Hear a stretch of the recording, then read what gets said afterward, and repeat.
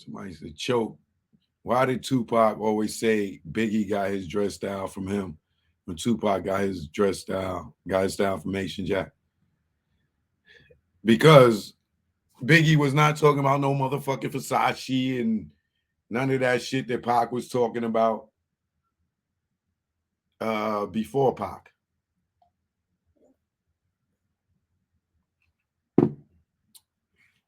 You got to know that Pac did influence Biggie in a lot of things. So it's no secret, all right? But me and I, we talking to Pac about Pac, right? Hold your horses on this one, y'all. Hold your horses on this one, y'all. Boy, I done got some information, and I'm gonna get ready to go through it. Let me see. Now, hold on.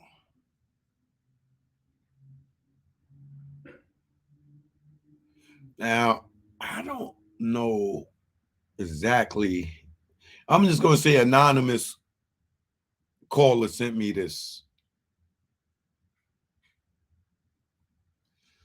Let me hold on. Let me put it on this one. This way y'all can see it.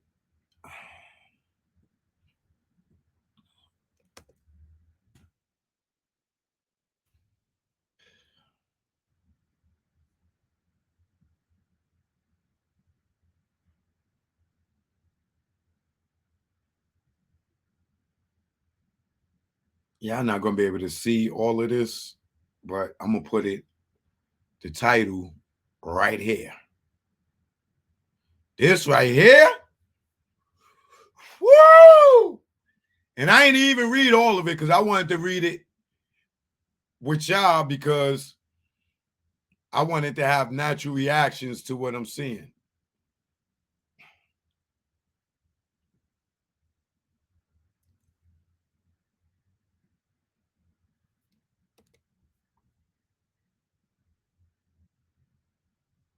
Y'all see that title?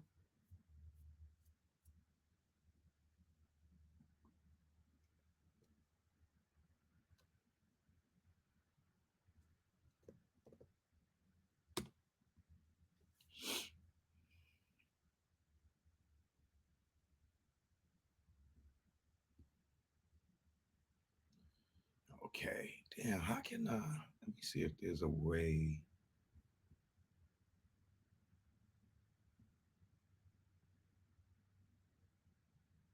Let me see how can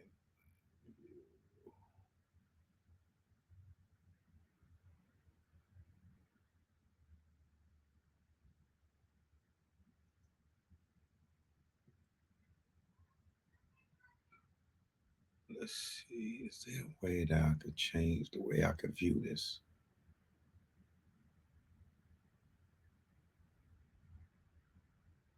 I guess not. I'm just gonna have to blow it up and move it around. I don't like how it's all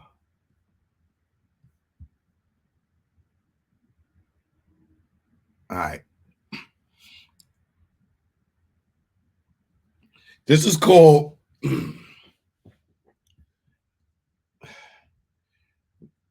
this is on the Tupac murder investigation, right? And the title of it says Reggie says I can have you killed at any time, right? Hold on to y'all seats for this one, y'all. All right? Hold on to y'all seats for this one.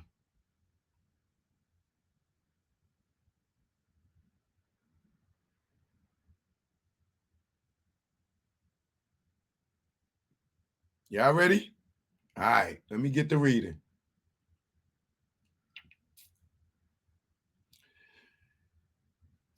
The title is They Toppled the Host, Many Gave Up the Ghost, right? So let's see. A lot of people have died that were direct. Hold on. Let me put up my fair use because I'm using this under fair use. I'm reading this under fair use. Okay. because I don't know what's in here. This is all under fair use. All right. A lot of people have died that were directly or indirectly tied to this investigation, said Brent Becker, meaning the murder investigation of Tupac Shakur. He also said Neckbone would be killed later because he knew the identity of the shooters. Neckbone was in fact killed at a later date.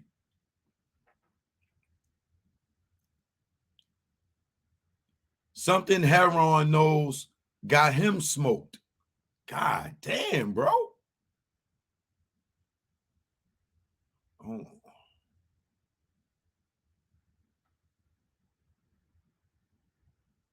Neckbone would be killed later because he knew the identity of the shooters. Neckbone was in fact killed. Oh, shit.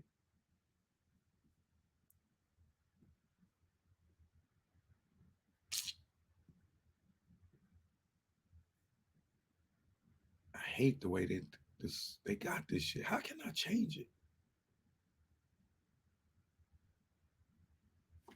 There got to be another way to read this. Like, I know you could change the way. How do you do that? I forgot. What's this? Let me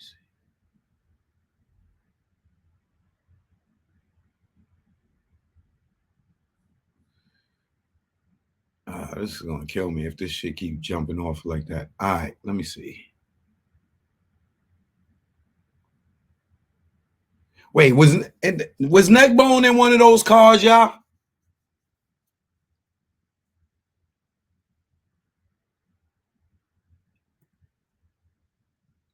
Was Neckbone in one of those cars? Because we got the Frank and the Outlaws in one car. We got Buntree in the car. You got the girls in the other car. You got Low and B and them in another car. Was Neckbone, anybody know was Neckbone there? Was Neckbone at the fight? Anybody?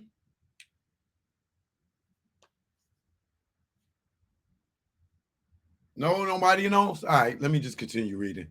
As y'all can see how little the font is, it's going to be let me see. It got to be a way to change the way this. It's got to be a way to change the way this is.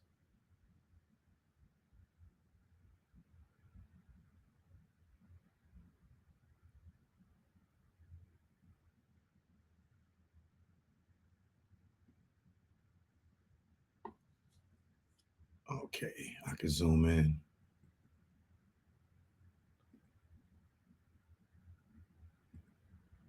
All right, let me. Fuck! This shit keep doing that bullshit, man. Okay.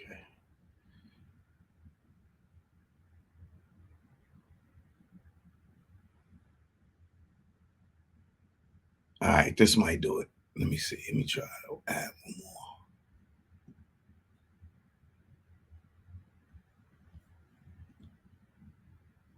Okay. Yeah, this did it. All right, cool. All right. Let me blow it up one more time.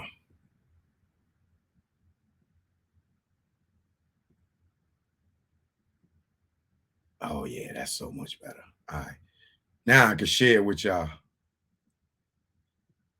Let me share with y'all.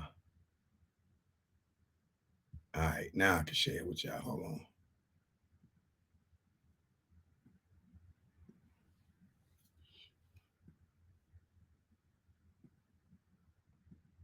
This is going to be a good ass read, boy.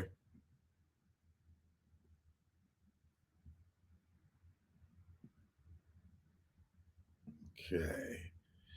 Now, maybe I should do it like this where I'm little. Right?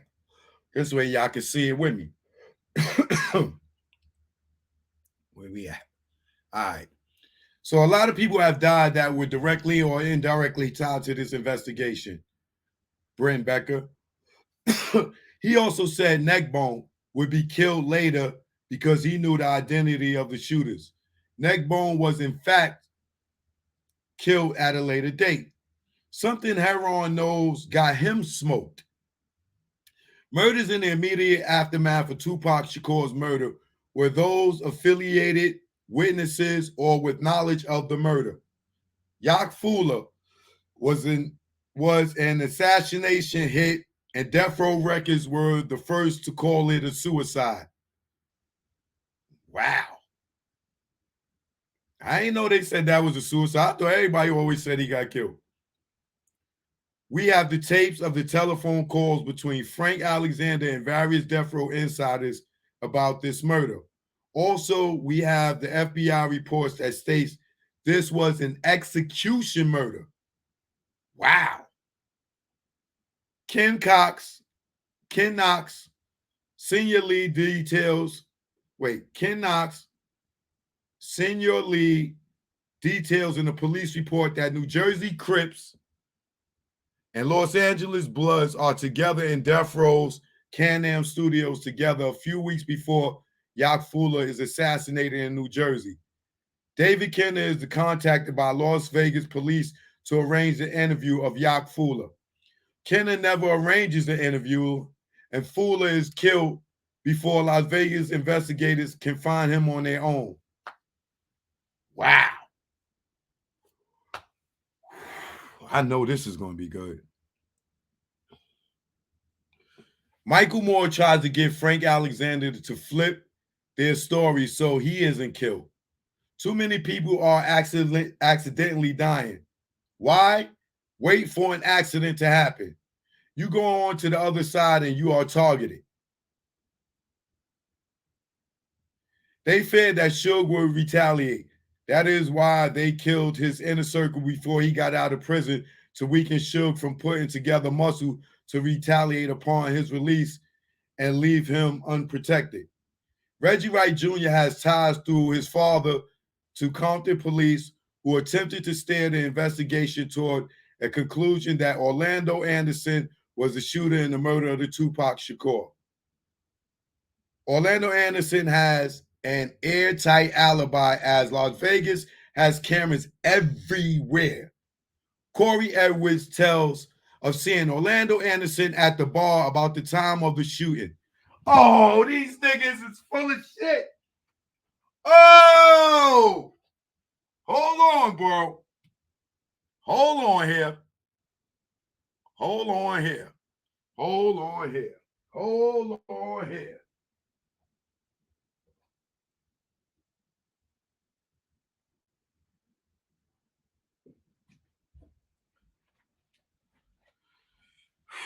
Oh, shit. I got to get on my Instagram for this one, y'all. Hold on. My phone was dead. Y'all see my phone was dead. Hold on. Oh, I got 15%.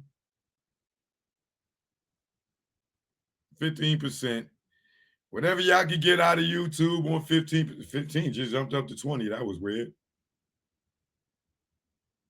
And it jumped right back down to 15. Down to 14.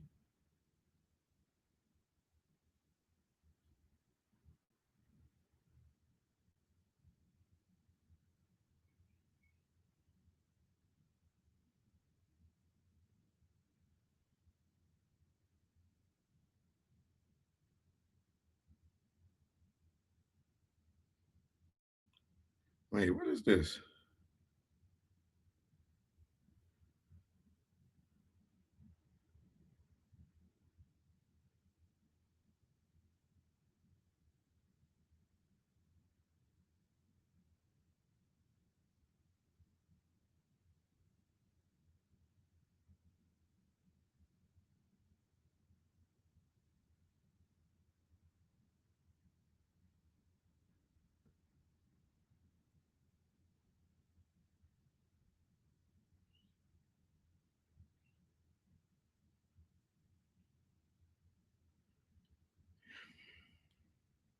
Hold on.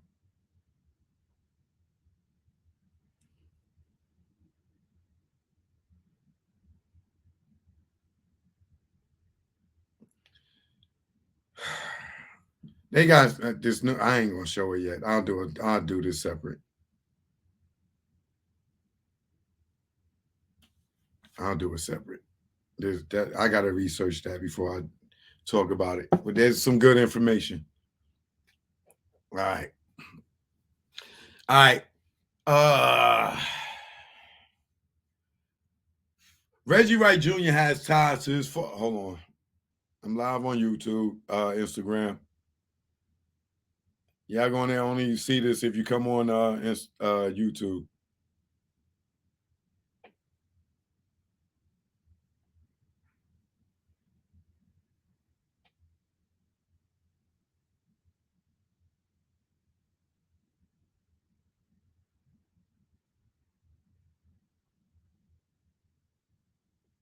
I'm sure y'all already read this and y'all waiting for me to scroll, but bear with me.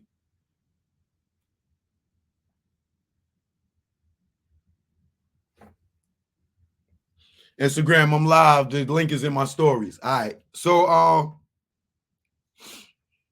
Reggie Wright Jr. has ties through his father to the Compton police, who attempted to steer the investigation toward the conclusion that Orlando Anderson was the shooter in the murder of Tupac Shakur.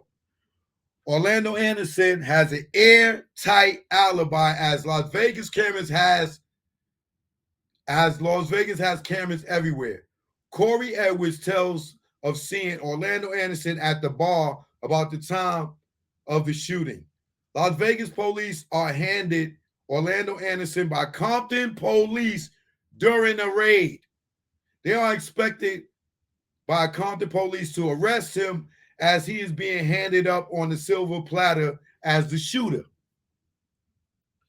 Las Vegas police are not even interested in him because they already know about his airtight alibi. Compton police established this pattern, then they also steered the investigation in the El Rey Theater murder of Kelly Jamison and stopped LAP investigators from ensuing indictments. So y'all telling me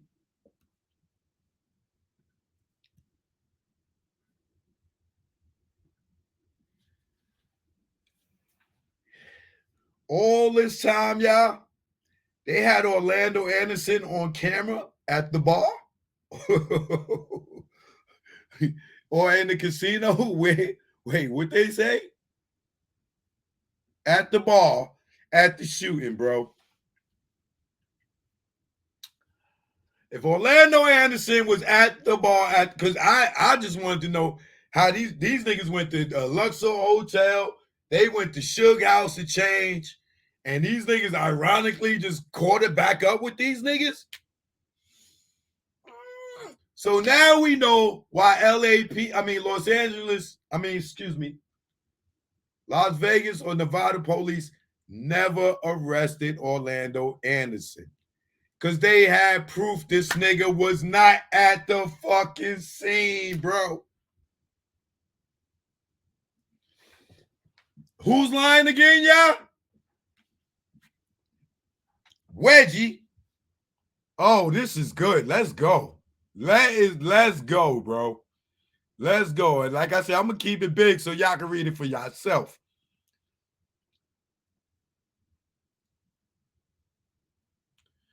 Las Vegas police are handed Orlando Anderson by Compton police during the raid. Now, hold on. It's several things to look at here, right? One,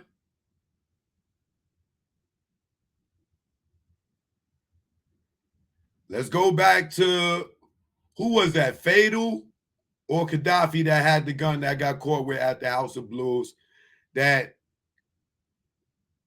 they took the gun. Reggie, that 40 Glock, Reggie had Kevin Hackey go get the gun, give it to his father to put in the Compton evidence. Then remember, his father did the raid on Orlando's house and found the fucking Orlando and had the gun or found the gun, right? So now they try to turn him over like, yo, this nigga was the shooter, this, that, and the third. Boom, boom, boom, boom, boom. But now we know why Vegas didn't arrest Orlando when they gave him up and fucking went and ran and found the gun in there.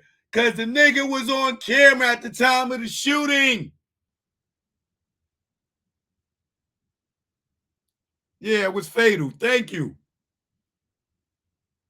What are we talking about here?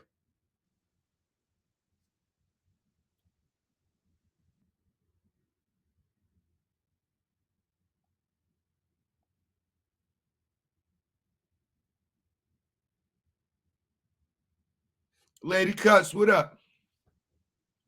What are we talking about here?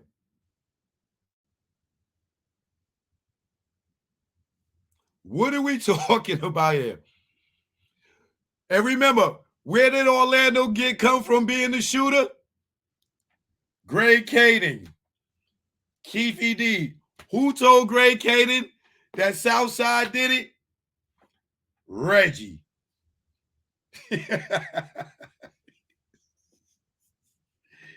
Them niggas try to frame Orlando Anderson, bro. Yo, they try to frame this nigga. Wow. Hold on, let's get back to it.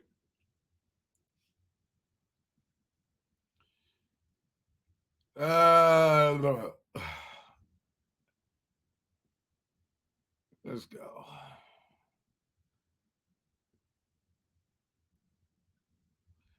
Orlando Anderson has an airtight alibi as Las Vegas cameras have, because as Las Vegas has cameras everywhere.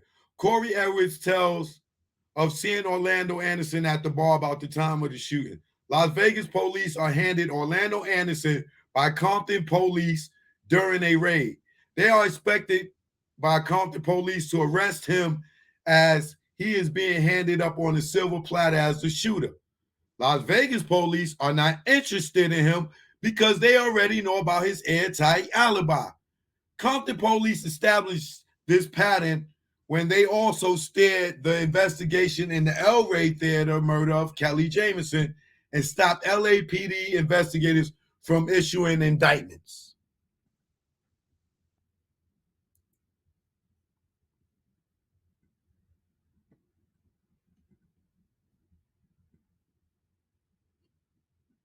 Frank Alexander, secret recordings of his telephone calls with death row insiders and reporter Chuck Phillips give insight into inner working of death row records and their ties to Phillips and creating false stories that are planted in the LA Times.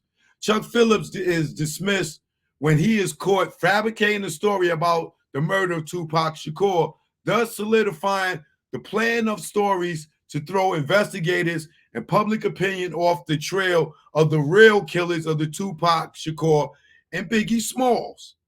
September 17th, a confidential informant tells police that Marion Suge Knight delivered a load of AK-47 assault rifles to gang members at the Nickerson Gardens. Whoa. I don't know if I should be reading this. They said Neckbone knew the identity of the shooters and that he would be killed. Neckbone was subsequently, I can't pronounce it. Hold on. I know this word. I'm just tongue tied.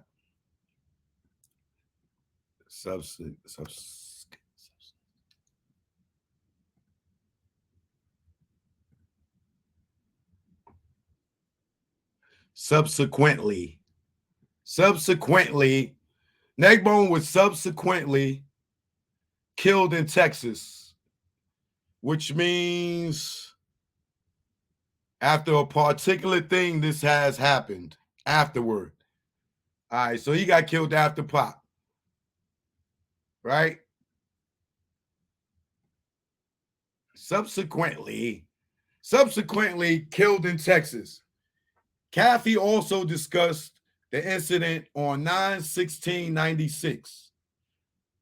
Tupac died 9/13. 9/13. So 3 days later, neck bone got killed. Caffey also discussed the incident on 9/16/96 with the gangster caravan attempted evade stop by Jada and Yamato. An informant advised him that on 9/17/96, AK-47s were delivered in the Nickerson Gardens by Suge Knight's crew, and that these same guns were in the aforementioned caravan on 9/16/96. There have already been 9 separate drive-by shootings between the Piru Bloods from Compton and the Southside Compton Crips. Reggie called me. This is about 30 minutes before this happened. Reggie called and cursed me out and everything. As I said, the majority of the time, I will also drive Tupac around. Wait, who is this saying this? Reggie called me. This is about 30 minutes before this happened. Reggie called me and cursed me out and everything. As I said, the majority of the time, I will always drive Tupac around. And so I asked Reggie about 2 days later, he says that fucking Frank didn't have his gun, this and that, so on and so on. I said, Reggie, I thought you had it all arranged in advance with some attorney they were dealing with down there, some attorney that they had at the time something to do with the Club 662, that all the guys were going down there prior to getting authorization from the Vegas police, to carry firearms, which generally they will do it. But you have to go down there in a timely fashion. 2 days after Tupac is shot, Kevin Hackey is using the telephone at the hospital to talk to the FBI. A doctor overhears this conversation and asks him who is he providing information to. The Las Vegas Metro Police Department cops got involved in a turf war. An object to Hackey is discussing their case with the FBI and give Hackey until 8 p.m. to get out of town. When Reggie hears about this, he becomes suspicious of Hackey and starts calling him a snitch. Whoa. What? 2 days after Tupac is shot, Kevin Hackey is using the telephone at the hospital to talk to the FBI. A doctor overhears this conversation and asks him, who is he providing information to? The Las Vegas Metro Police Department. Cops get involved in the turf war and object to Hackey discussing their case with the FBI and giving Hackey until 8 p.m. to get out of town. When Reggie hears about this, he becomes suspicious of Hackey and starts calling him a snitch. I thought Reggie liked good witnesses. Now niggas are snitches? Which one is it, Reggie? Be a good witness? This is what you hired the cops for, right? To be good witnesses, or now he's a snitch? September 16, 1996, from police logs, AM watch officers Jetta and Yamamoto were working a crime suppression detail to address gang activity problems at Death Row Records. This is September 16th, y'all. This is 3 days after Pac died. 18730 Oxnard Street, Suite 211. Officer Jettis spoke with the head of security at Death Row Records, Reggie Wright, and was informed by Mr. Wright that since the death of Tupac, Marion Suge Knight was now using gangsters, Bloods, from Compton as his own personal bodyguards and that they were armed. Officer Jetta was familiar with Knight's personal vehicle, which was there at the time. At approximately 0500 hours, Jettis and Yamato observed 4 vehicles leave Death Row Records in gang caravan fashion. The officers observed Suge Knight in the middle vehicle of the caravan. What is significant is that Reggie Wright Jr. informs the police that Suge is now using convicted felons as his own personal bodyguards. Reggie was snitching on Suge about a clear probation violation. Buntry was in the car with Reggie Wright Sr. What? When he got out to pump gas, somebody killed him. Buntry was in a heavy muscle. Buntry was the heavy muscle of Suge. Reggie Wright Jr. was the one that brought Malcolm Greenidge to that interview. Wait, bro. Wait.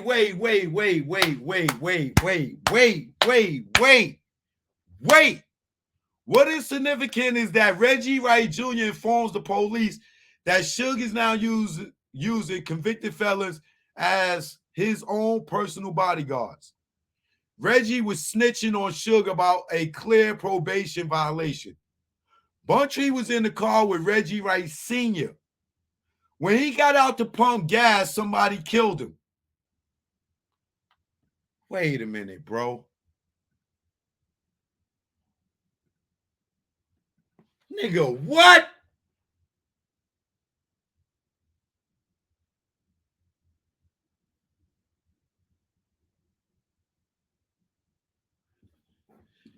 Hey, Marv James, man.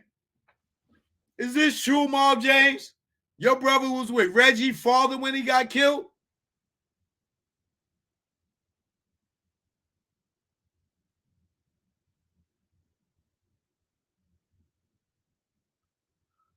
Somebody gave one of y'all niggas out there that's watching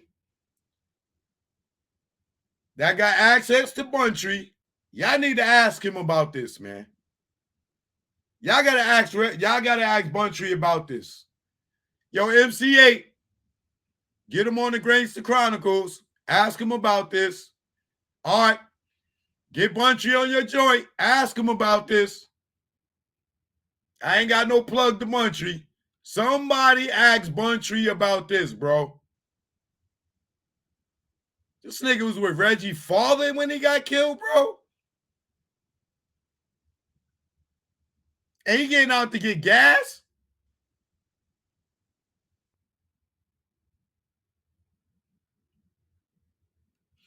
Buntry was in the car with Reggie Wright Sr. When he got out to pump gas, somebody killed him. Buntry was the heavy muscle of Suge. Reggie Wright Jr. was the one that brought Malcolm Greenidge to that interview. Is Malcolm Greenidge Buntry? Let me see what Buntry's real name is.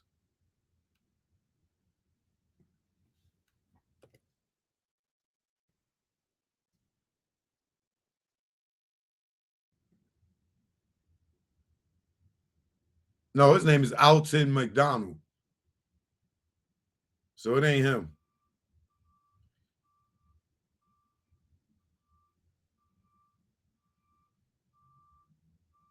Let me see. Who killed Buntry? Let's see that.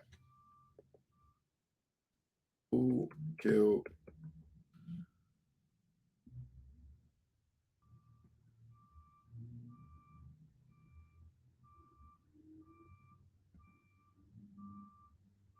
Let's see. I remember the Mall Pyro Bank and production manager at Death Row Records was shot dead at a gas station in Compton. The murder was believed to be a result of fighting between two rival sets of the Bloods, the Mall Pyrus and the Fruitown Pyrus.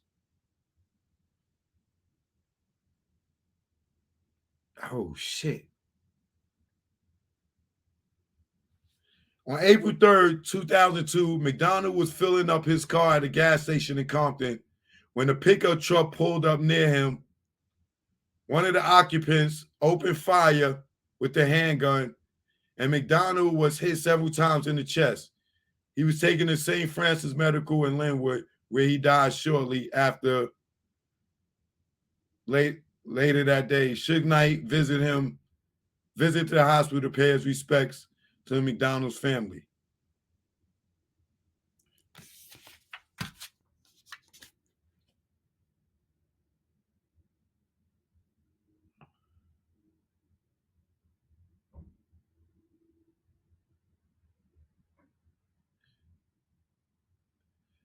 In January 2003, Gary G. Phillips, who was allegedly involved in the shooting of McDonald's, was shot and wounded by two of Suge Knight's associates, Teran Andrews and Gregory Shelton.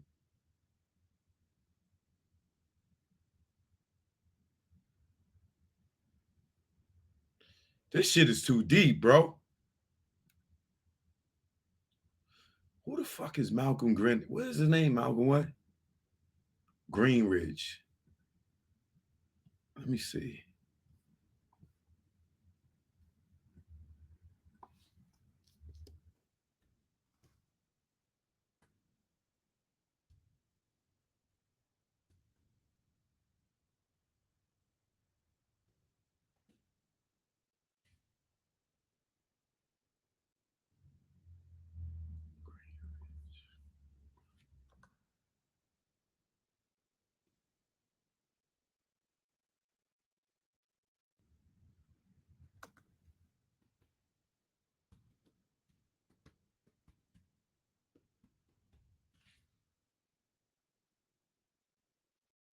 The incredible Malcolm Greenridge is best known to the world as Idi Amin, aka Edie the Don. So that's Idi Amin. That's the outlaw.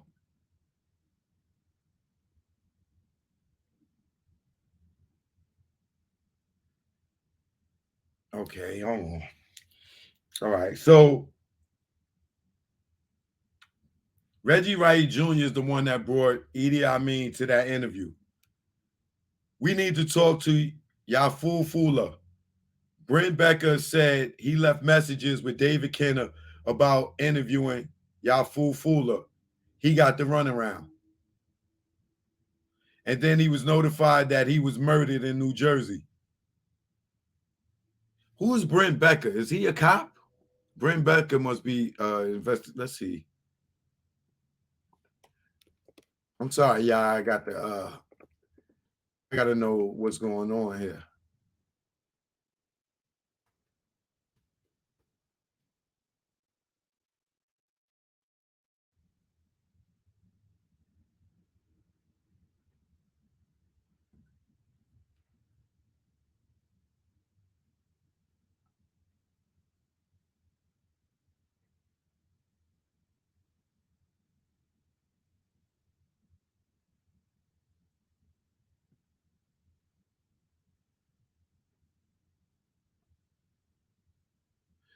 SEC enforcement, government investigations. He must have worked as a cop back then.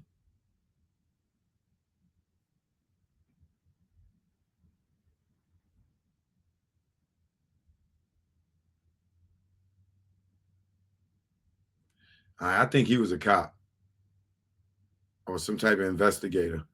All right.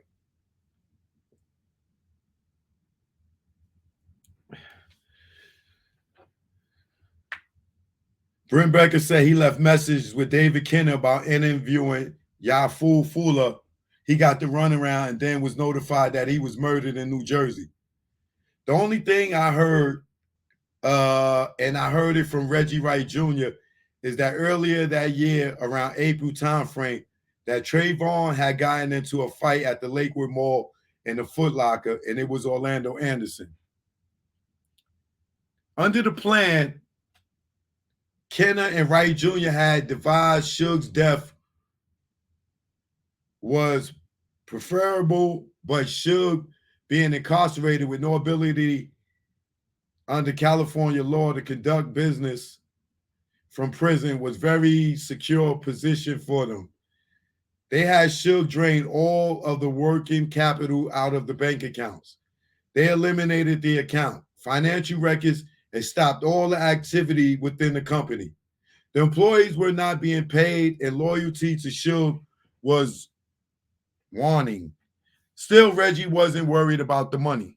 Reggie wasn't worried about money.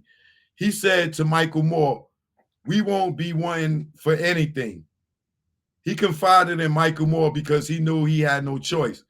He knew that Michael Moore had heard, got him, come over over Reggie Wright's radio at the time of the Tupac shooting and attempted murder of Suge. They exchanged a glance. As long as Reggie could pay more, he would remain silent. Reggie invented work for more. He already had a full-scale mop up in the aftermath of the shooting. Well, that didn't work. That didn't work, I said.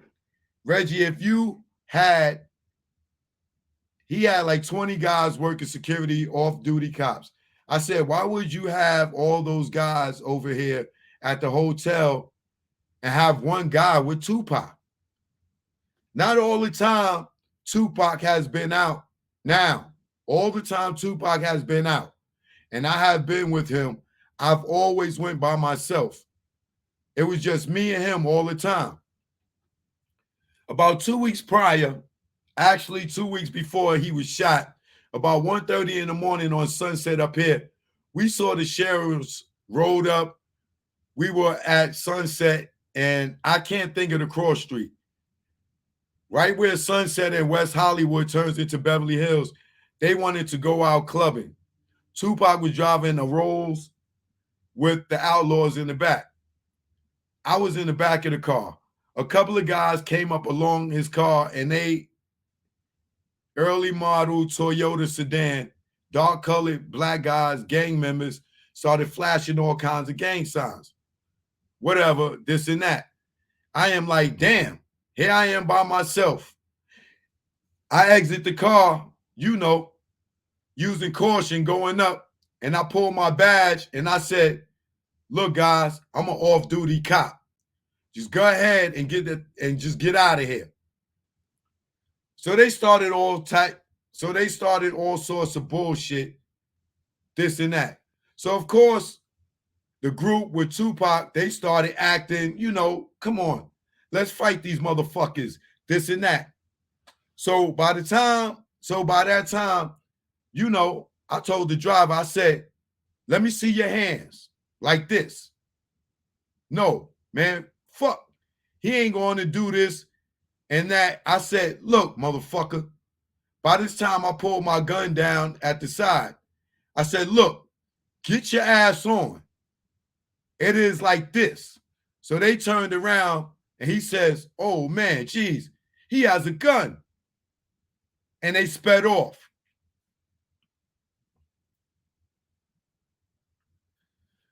I was like, damn.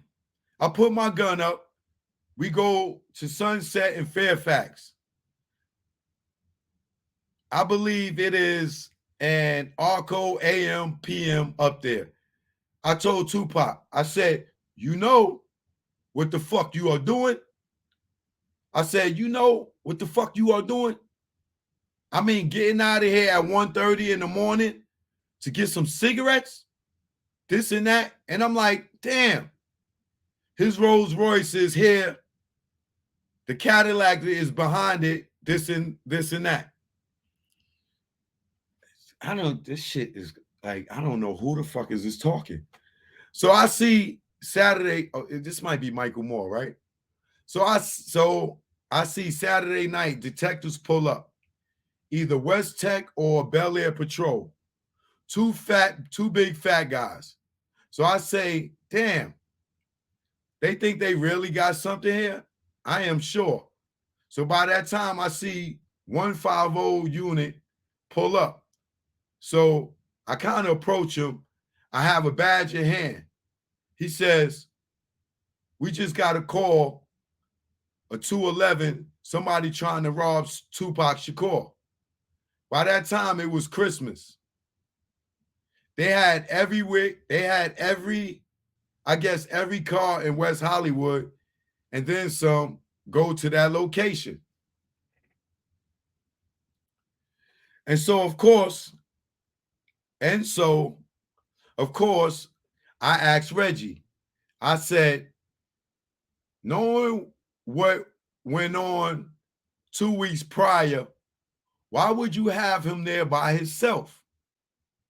Oh, I guess that's a backstory to tell him that they just had an incident out there where he had to pull some guns. So being that they're in Vegas and they just had that incident in LA that was a close call. Why, knowing that, why would you have Tupac with no security in Vegas when we just had an incident in LA? All right, I'm following them now. All right. And why would you have him, you know, Frank is not even a cop. Why wouldn't he at least have one of the retired cops or the off-duty cops? Because he had quite a few off-duty cops working at this time. So why wouldn't he have one of them with him, basically? I'm not saying that, you know, when you go into Vegas, basically, most of the time they give you common courtesy, but I am saying at least they would have had their firearms with them, because based upon the fact Reggie was supposed to set up everything for these guys to go down to file the paperwork for Vegas, which they never did. So he just kind of shunned away from that. Didn't say anything about it. And Frank said, basically, you know, they threatened him because Frank left town thereafter. I think a couple of hours later, he got himself and got up out of there. Basically, he threatened him. Basically, they threatened him what was going. I hate how this person write. Make me feel like I can't read. Basically, they threatened him what was going to happen. And of course, Hodgman's office started calling him down once they are going to. Hodgman's office started calling him down once they are going to go ahead and revoke Suge's probation. So basically, he got threatened then. You know, Frank had called me in early November. Reggie wanted him to come out to the office. So I was on duty that night. This got to be Michael Moore. So I drove over there and I met Frank. And he says, you know, can you please stand by? I said, you know, I really don't want to get involved with this mess.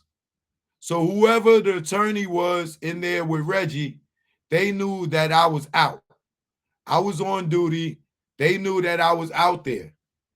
And he said, don't bring fucking Kevin's ass in here because he is all pissed off.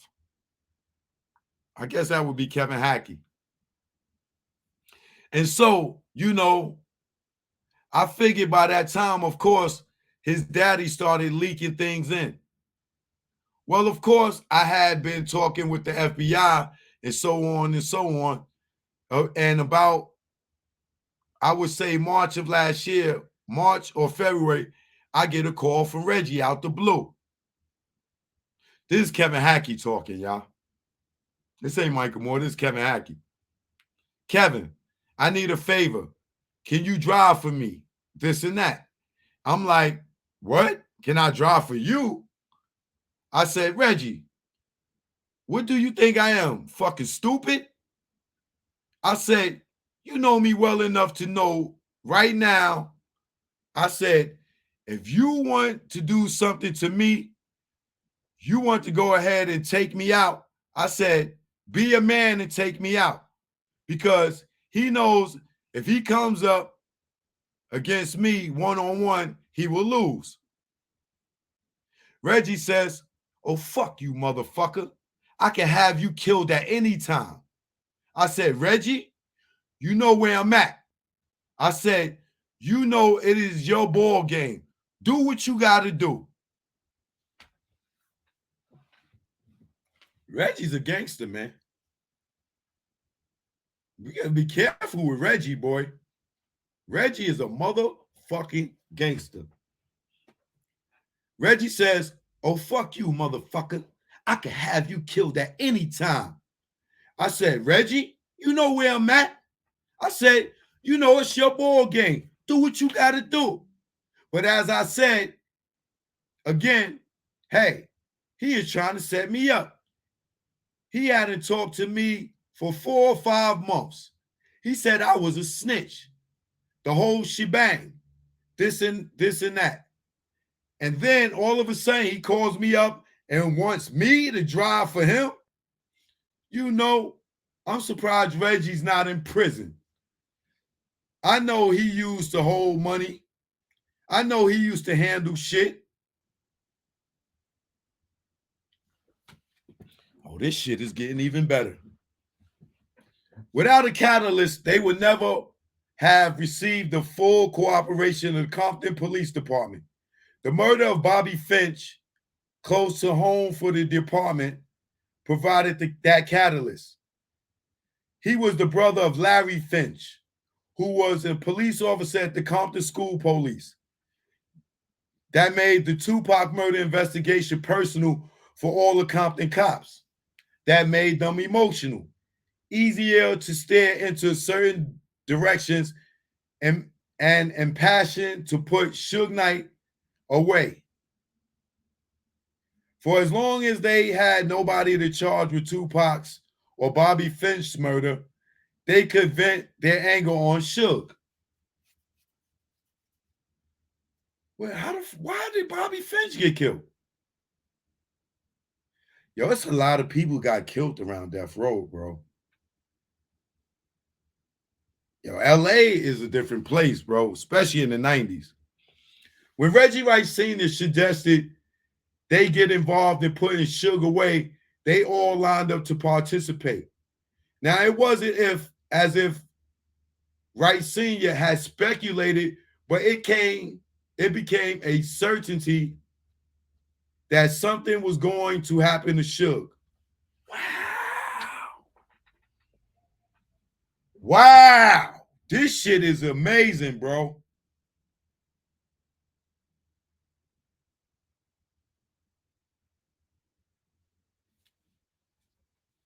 September 11th, Bobby Finch is killed in a drive-by shooting at 1513 May Street. His brother is a Compton School police officer. Corey Edwards tells investigators, I warned my neighbor Bobby Finch and his brother Larry about the Mar Piru probably riding through our neighborhood. Bobby and Larry aren't gang members. Bobby did security and bodyguard work. His brother Larry, who works for Compton Unified School District as a police officer, has his own security company. Bobby would do security for his brother at clubs and also his damn, this phone be dying fast as shit, bro.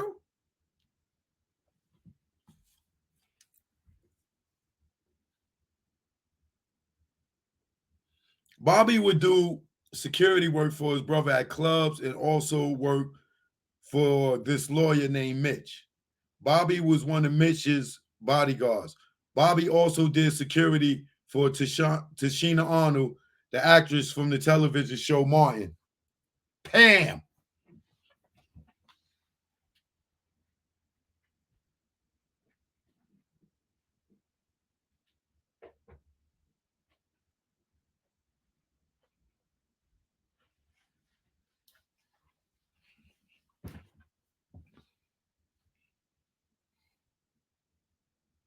Wednesday, September 11th, 30-year-old Bobby Finch dropped off his 10-year-old daughter at 1515 South Mayo, his mother's home in Compton.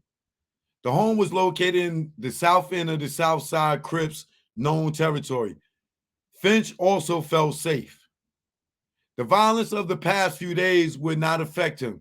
Besides, it was too early. Most gang members were awake till all hours of the night. Their mornings were spent snoring or recovering from hangovers caused by 40-ounce bottles of cheap mall liquor. Sitting behind the wheel of his new Acura, a Honda Civic hatch pulled up. Someone drove up alongside and blasted him, said LAPD homicide detective. So why kill Bobby Finch? If you're going to steer the investigation from within Compton Police, you have to get in the game. Nothing raises the stakes more than a killing close to home of someone they consider to be family.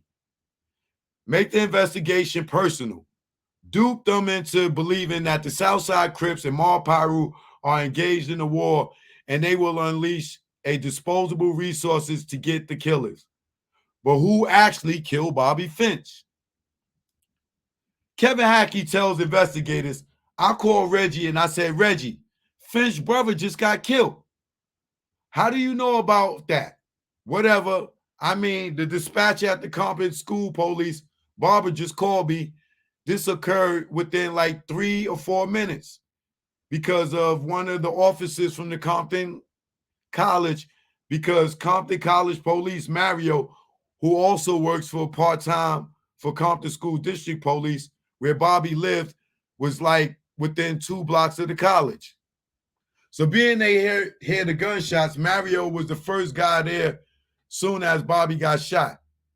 And you know, I called Reggie 3 or 4 minutes later, and the incident just occurred because Mario called for help. You know, the Compton College paramedics, our units were tight back then. There was no way in hell, Reggie being in Las Vegas, Reggie would have known that soon if that hadn't already been set up. Finch was set up. He walked out of his car, got in the car. He walked out to his car, got in the car, going to take off. Some guy pulled up in the sedan and pumped a couple of rounds through the car. He left his house. Based upon the fact that the statement that Reggie had made to me, he basically said to me, don't mention that to Suge. I already know about it. Oh, shit. Woo!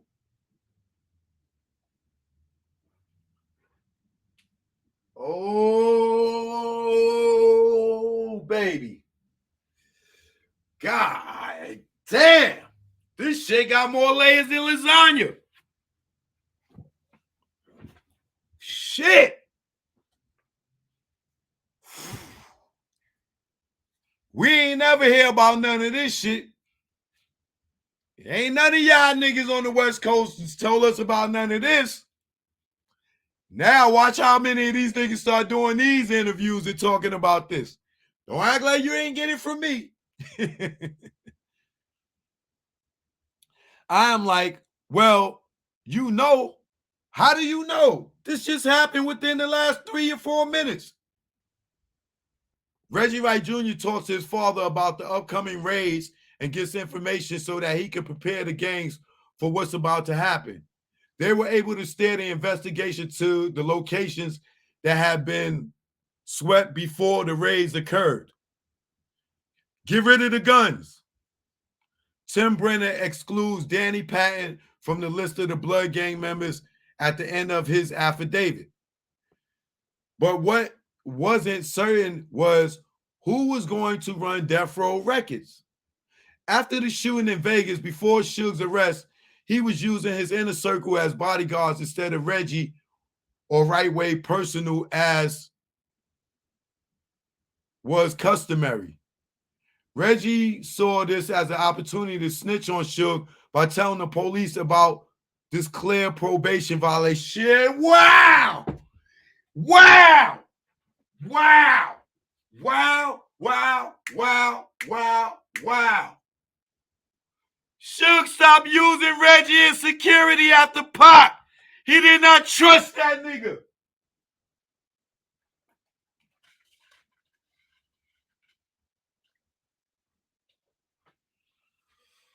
Woo!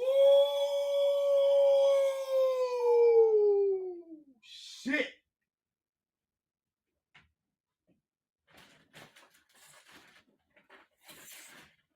So not only did Tupac fire this nigga, motherfucking Suge fired this nigga. Now we see why Reggie be throwing Suge under the bus. Wow.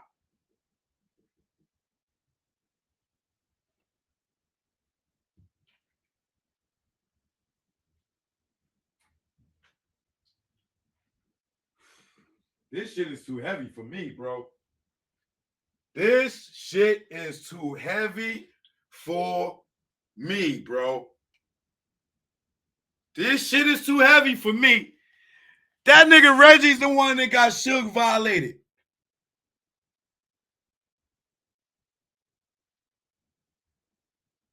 Allegedly.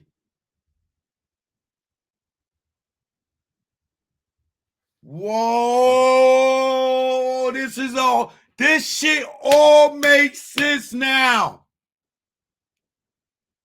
This is why this nigga, oh shit.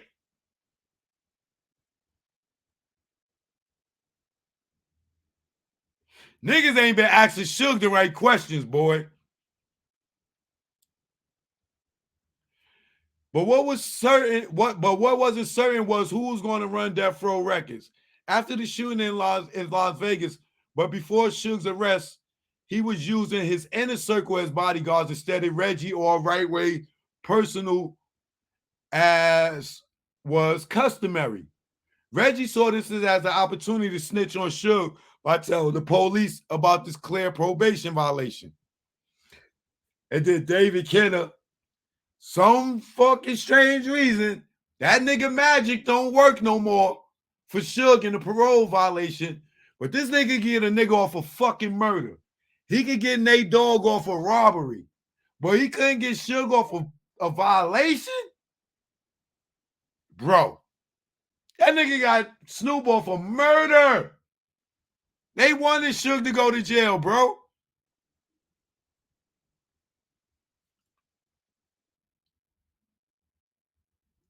Nine 1696. 3 days after Pac got killed. Watch officers Jeter and Yamato were working the crime suppression detail to address gang activity problems at Death Row Records, 18730 Oxnard Street, Suite 211.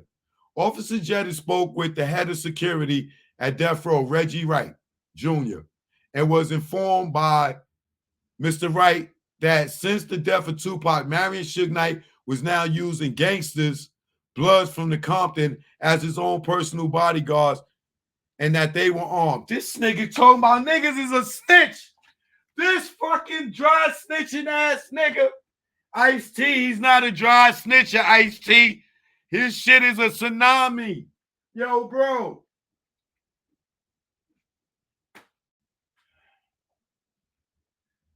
Oh, shit. Holy shit, bro. Yo, bro. Yo, bro. Yo, bro.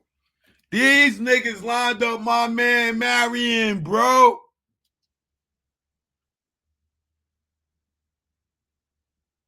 If Reggie was going to regain Suge's trust, he was going to need to show him the ultimate grand gesture.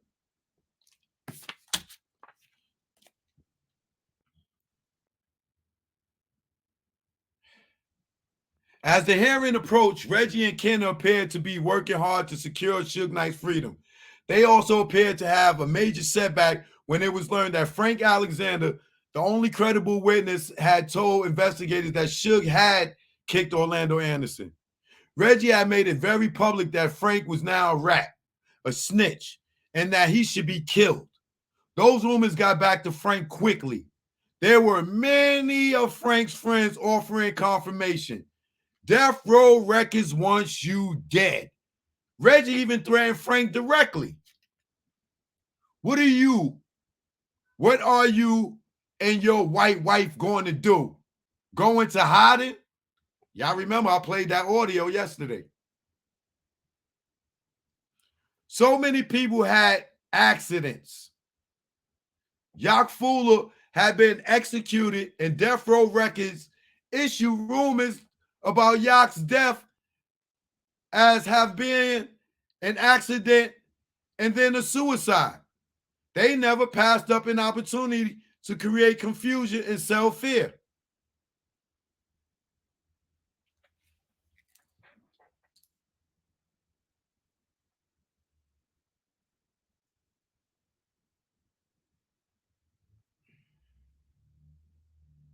This shit is mind-blowing, bro.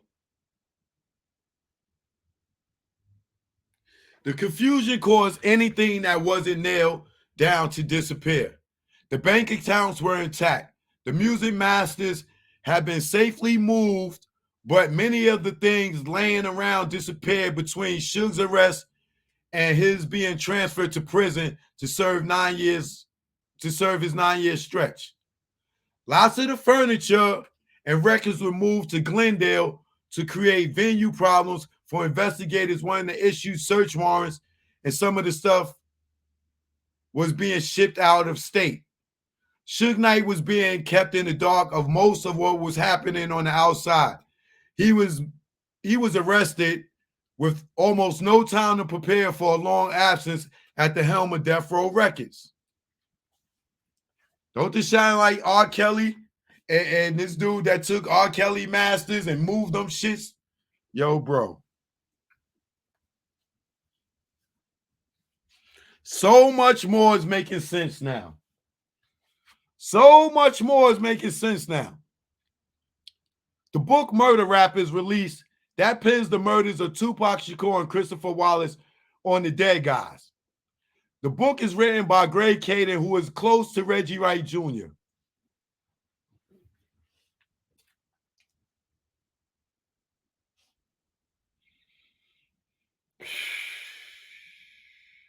A suspect in the Biggie Smalls killing is now a suspect in the Tupac Shakur killing. Greg Kading admits in the book that he had no access to the Christopher Wallace civil trial documents, which excludes the most significant portion of the case. The book follows the same storyline as the previous Planet stories by LA Times journalist Chuck Phillips. I told y'all, Greg Kading is also the former lead detective on the Christopher Wallace homicide and previous partner of Darian Dupree.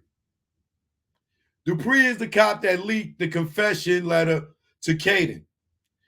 Kading had an additional motive to derail the confession letter, his book and movie deal that will prove worthless if the case is solved in an alternate way. Kading contacts journalist Chris Blatchford and further attempts to derail the letter with Chris. His emails are very similar to the Chuck Phillips secret tape recorded made by Frank Alexander, where instead of asking questions, they attempt to sell a conclusion. On June 24, 2014, Russell Poole and R.J. Bond met with 4 representatives from the LAPD and provided them with a copy of the confession letter. They placed special marking on the letter and received assurances that the information would be investigated. Instead, it is leaked. 6 days after the letter appears on the internet, Suge Knight is shot in a West Hollywood nightclub by an assailant that yelled, "You killed Tupac," as they fired shots at Knight. The attempt to derail the confession letter is tracked back to Reggie Wright Jr.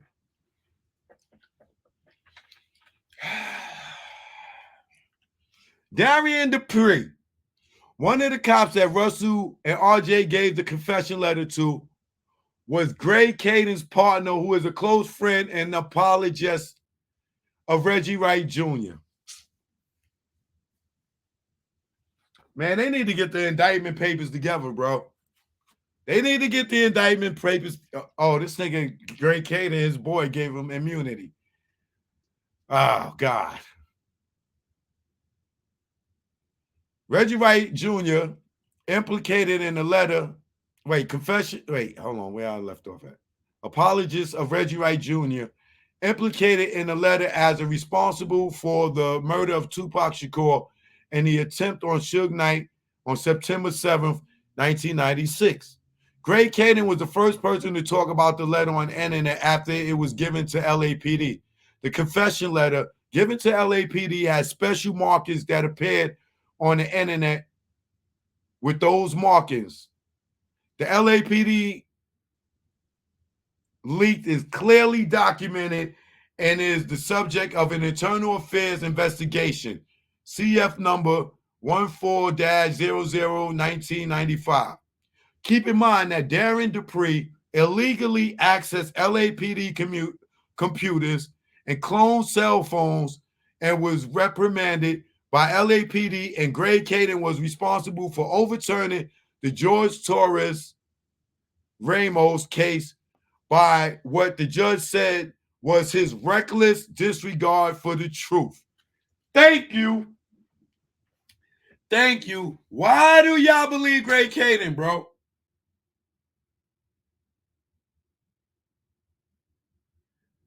Why do y'all believe this guy? Tupac had begun to recover. When he died, there was a rush to cremate him as somebody had wished. Hold on. Tupac had begun to recover. When he died, there was a rush to cremate him as somebody had whispered in the Phoenix air that Tupac's father might surface to contest her claim on their estate. So many of Tupac's songs spoke of his buried. So many of Tupac's songs spoke of his being buried in a coffin, but cremation would destroy any DNA for testing should Tupac's father surface. It would also destroy any evidence of poison. Keep in mind that Harry O took sick immediately after being given a 7-Up by David Kenner during his last friendly visit. Harry O nearly died, but Lydia Harris was convinced her husband had been poisoned. Yo, this shit is fucking crazy. Yo.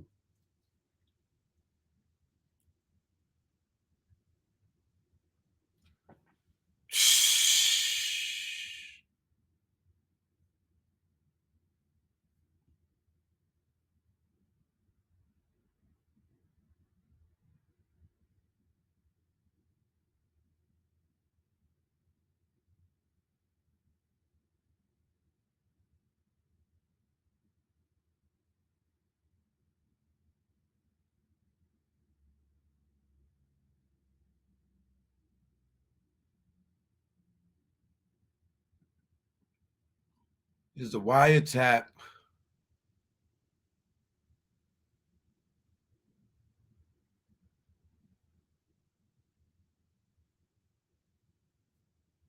Wait, hold on. Wiretap of corrupt Rampart cops.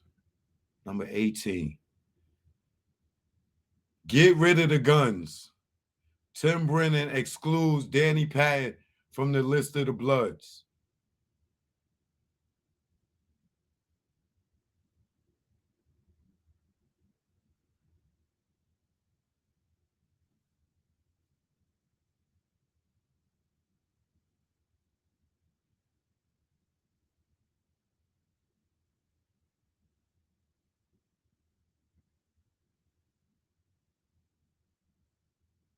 Reggie Wright Jr. talks to his father about the upcoming raids, gets information so that he can prepare the gangs for what was about to happen.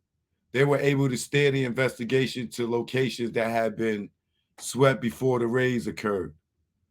These motherfuckers is dirty, bro. Holy shit.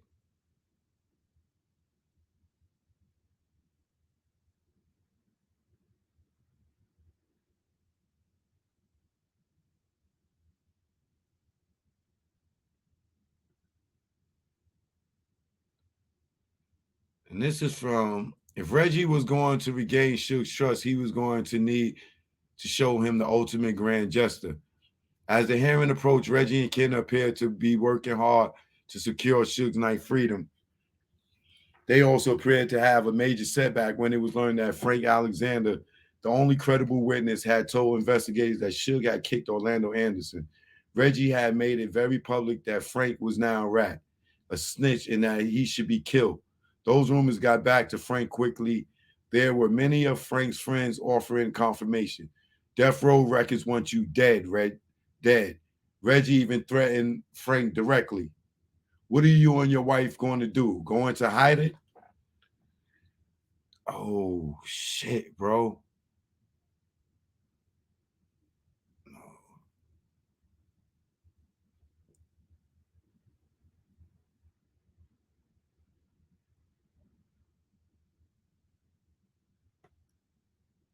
Wait, where is the part? Suge ain't stupid, bro. Suge is not stupid, y'all. Suge figured it out.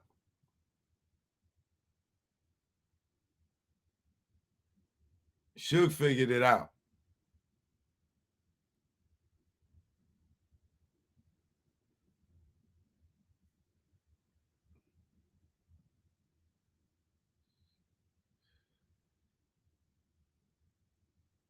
Wait, what number is this?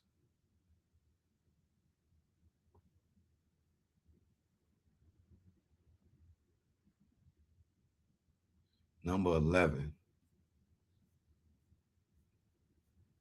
Number 11 is what? Frank Allen's in an interview with Brent Becker. Under the plan, Kenneth Wright Jr. had devised Suge's death was preferably, but Suge being incarcerated with no ability to, under California law, to conduct business from prison was a very secure position for them. They had Suge drain all of the working capital out of the bank accounts. They eliminated the account, financial records, and stopped all the activity within the company. The employees were not being paid, and loyalty to Suge was waning. Still, Reggie wasn't worried about money. He said to Michael Moore, "We won't be wanting for anything." He confided in Michael Moore because he knew he had no choice. He knew that Michael Moore had heard Gotham come over to Rice Radio at the time of the Tupac shooting and attempted murder of Suge. They exchanged a glance. As long as Reggie could pay Moore, he would remain silent. Reggie invented work for Moore. He already had a full-scale mop-up in the aftermath of the shooting. Well, that didn't work. That didn't work. I said, Reggie, if you had he had like 20 guys working security off-duty cops. I said, why would you have all those guys over here at the hotel and have one guy with Tupac? Now, all the time Tupac had been out and I had been with him, I always went by myself. It was just me and him all the time. About 2 weeks prior, actually 2 weeks before he was shot, about 1:30 in the morning on Sunset up here, we saw the sheriffs rode up. We were on Sunset, and I can't think of the cross street right where Sunset and West Hollywood turns into Beverly Hills. They wanted to go out clubbing. Tupac was driving a Rolls Royce with all the outlaws in the back. I was in the back of the car. A couple of guys came up along his car, and they, in the early model Toyota sedan, dark colored, black guys, gang members, started flashing all kinds of signs, whatever, this and that. I am like, damn, here I am by myself. I exit the car, using caution, going up. I pulled my badge and I said, look, guys, I'm an off-duty cop. Just go ahead and get out of here. So they started all sorts of bullshit, this and that. And so, of course, the group with Tupac, they started acting, come on, let's fight, motherfuckers, this and that. So by the time, I told the driver, I said, let me see your hands like this. No, man, fuck that. He ain't going to do this and he ain't going to do that. I said, look, motherfucker, by this time I pulled my gun down by my side. I said, look, get your ass on. It is like this. So they turned around and he says, oh, man, geez, he got a gun. So they sped off.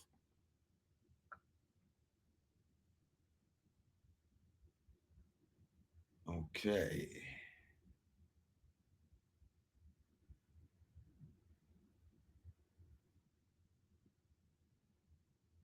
I want to see the part where Suge fired Reggie.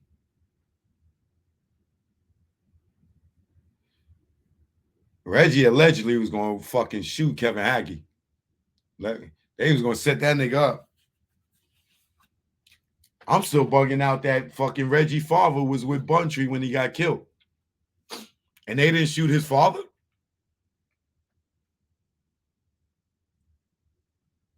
What the fuck Buntree was doing riding around with Reggie father, bro?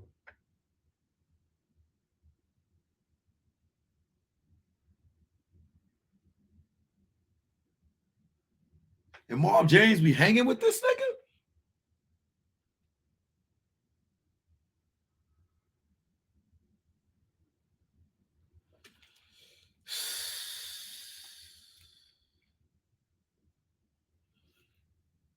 You know, Frank had called me in early November. Reggie wanted him to come out to the office. So I was on duty that night. So I drove over there and I met Frank. And he says, you know, can you please stand by? I said, you know, I really don't want to get involved with this mess. So whoever the attorney was in there with Reggie, they knew that I was out. I was on duty. They knew I was out there.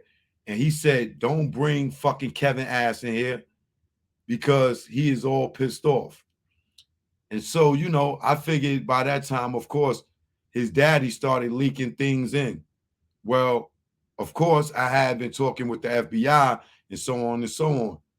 And about, I would say March of last year, March or February, I get a call from Reggie out the blue. Kevin, I need a favor. Can you drive for me? This and that. And I'm like, what? Can I drive for you? I said, Reggie, what do you think I am? Fucking stupid? I said, you know me well enough to know right now. I said, if you want to do something to me, you want to go ahead and take me out. I said, be a man, take me out. Because he knows if he comes up against me one-on-one, he will lose. Reggie says, oh, fuck you, motherfucker. I can have you killed at any given time. I said, Reggie, you know where I'm at. I said, it's your ball game. Do what you got to do.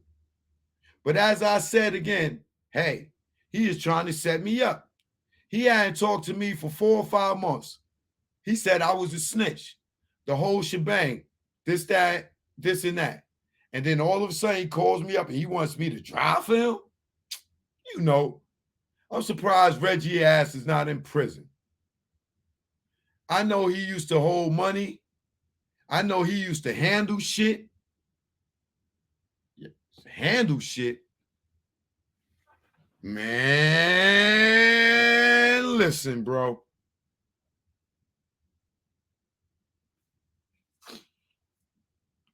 Where is the part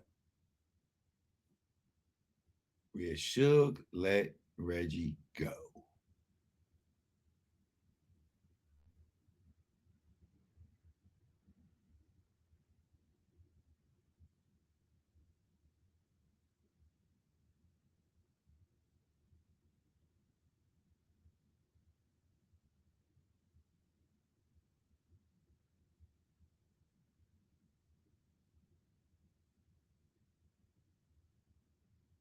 This shit is crazy, bro.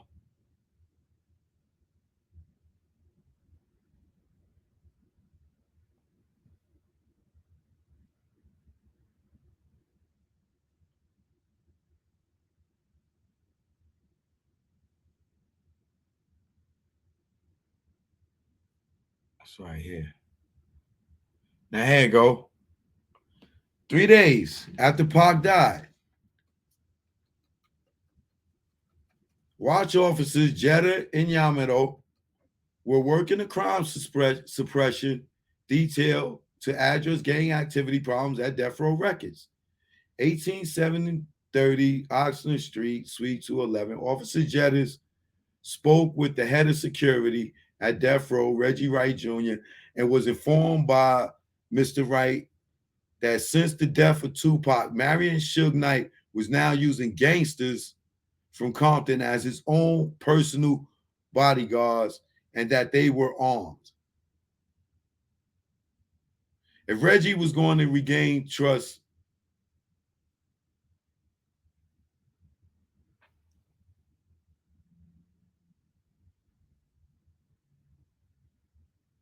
Oh, it is it, the line before, paragraph before. But what wasn't certain was who was going to run Death Row Records. After the shooting in Vegas, but before Suge's arrest, he was using his inner circle as bodyguards instead of Reggie Wright's or Right Way personnel, as was customary. After the shooting in Vegas, but before Suge's arrest, he was using his inner circle as bodyguards instead of Reggie or Right Way's personnel, as was customary. Reggie saw this as an opportunity to snitch on Suge by telling police about his clear probation violation.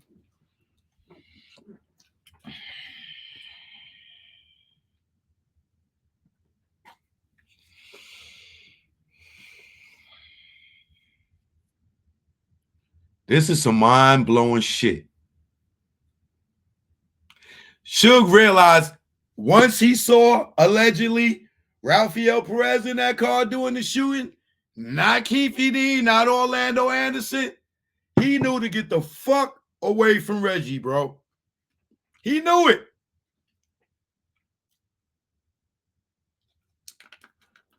This nigga Reggie's a super fucking snitch. This nigga out here be calling people snitches. This nigga's telling on everything, bro.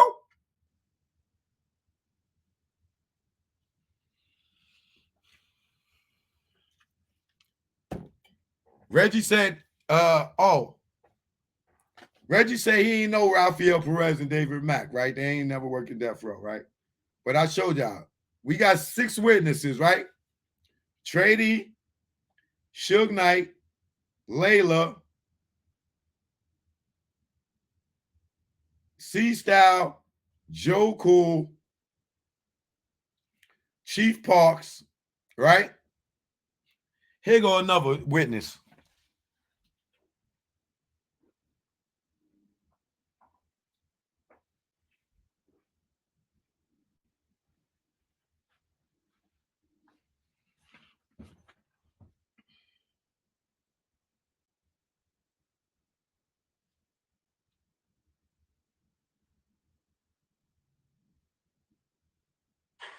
Could you turn that around so the camera can see it and tell me whether you can identify the folks in that photograph?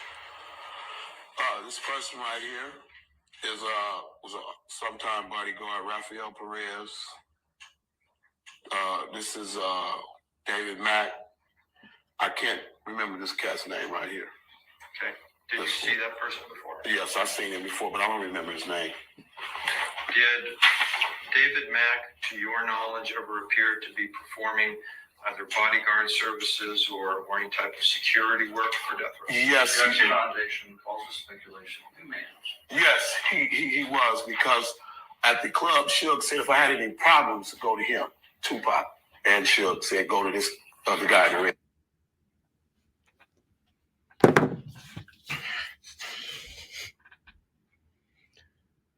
Is that how many witnesses that? That's 1, him, Suge Knight, Layla, Joe Cool, C-Style, Chief Parks, Jimmy Iovine. I just left him out. Who I'm leaving out, y'all? How many witnesses that do we need?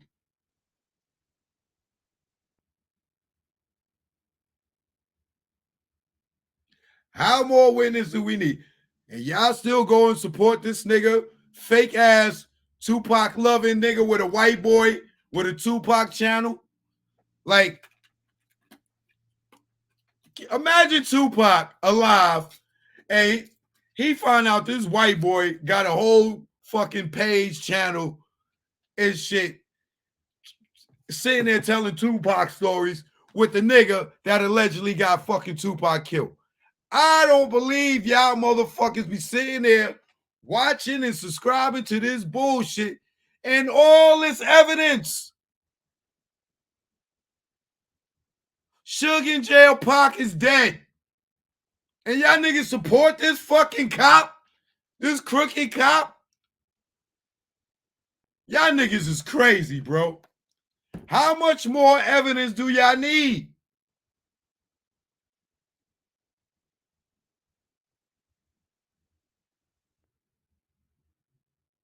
Please tell me.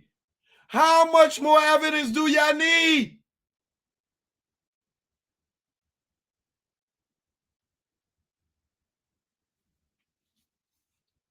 And Buntry's mad at, Mal James is mad at Suge for his brother getting killed. But he's sitting there cool with Reggie. Yo, this shit is, this whole shit is crazy. Why is Marv James cool with Reggie, bro?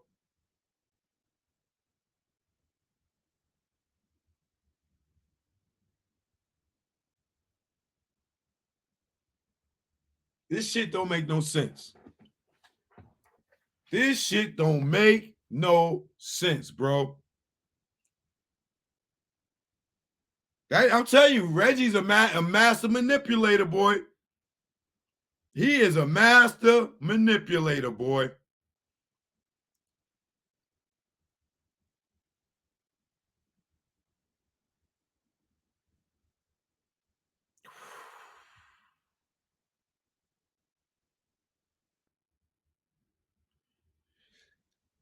This is y'all born first nigga right here.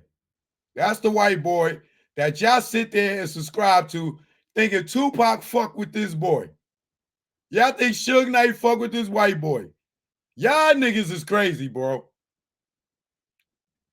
I don't know. The Adam 22s, the Vlads, this nigga, y'all just love giving y'all black dollars to the white boy, but y'all don't fucking support your own people.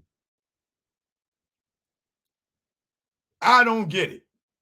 These motherfuckers allegedly got Pac killed. You can use your own discretion with all the information you see, and y'all fuck with that?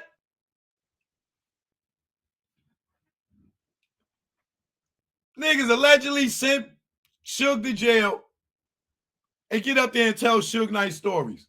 Niggas kill Tupac and they get talk about Tupac stories, allegedly. Y'all niggas is cuckoo for Cocoa Puffs. With all this information,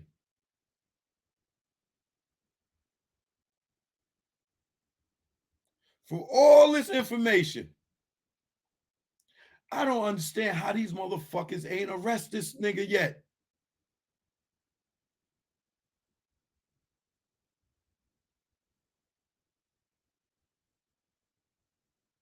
I don't get it.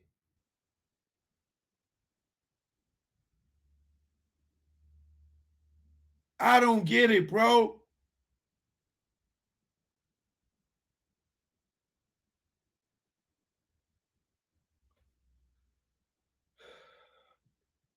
Yo, K, Paper Chaser, good looking. Yo, are you kidding me?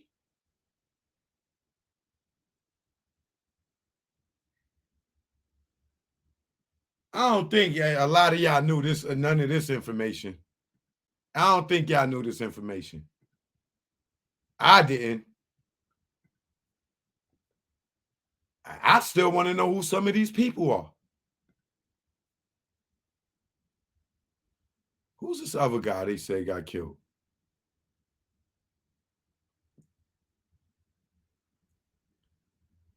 Bobby, let's see. What's his real name? We about to look these shits up. These killings. Bobby Finch. Let's see.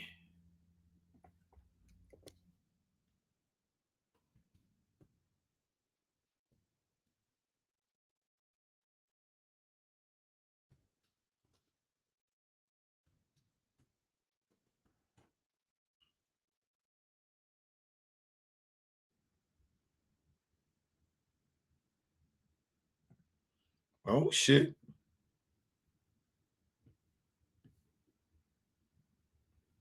Oh, this is going to be interesting. Let's see what this got to say. The fuck just happened?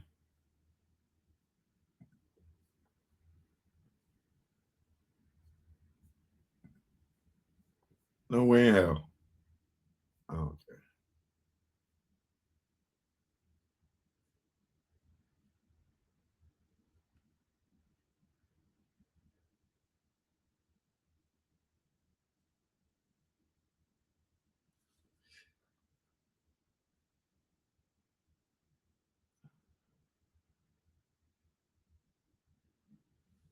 Why did they kill him, bro?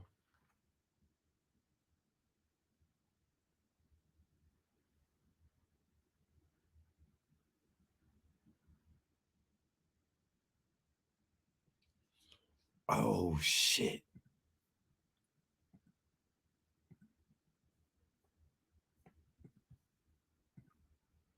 Okay, y'all, here we go.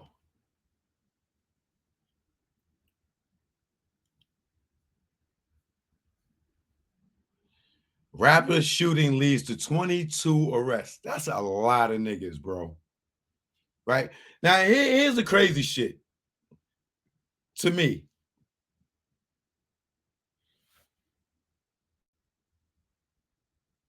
All this shit happened in Compton. All these niggas get killed to everything. And Biggie wasn't even out there, right? He wasn't in Vegas. Back then, niggas wasn't saying Biggie killed Pac. So what was all the hatred for Big for? Leading up to Big getting killed? Because of the Quad shit? Anyway, let's go through this real quick. Los Angeles, blood spills in the aftermath of Tupac Shakur's slaying led to the arrest of 22 people yesterday and raids involving more than 300 police officers from 2 states. Why it?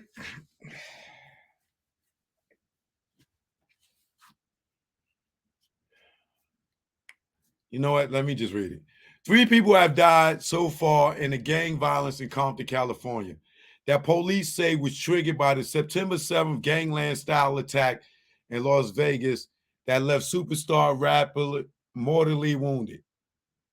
Las Vegas police assisted officers in the pre-dawn sweeps in Southern California from Compton to Long Beach, and they plan to question several of the suspects in connection with Mr. Shakur's slaying. The motives for some of these shootings may have been retaliation for the Tupac shooting in Las Vegas, said Compton Police Captain Stephen Roller. We felt that most of them are related.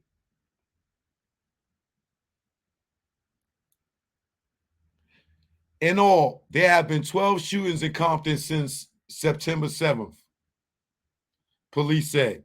Captain Roller said that in one of their 3 slayings investigated in raids, Bobby Finch, believed to have been a one-time bodyguard in the recording industry, was targeted in an apparent drive-by while waiting for a friend. This nigga knew something.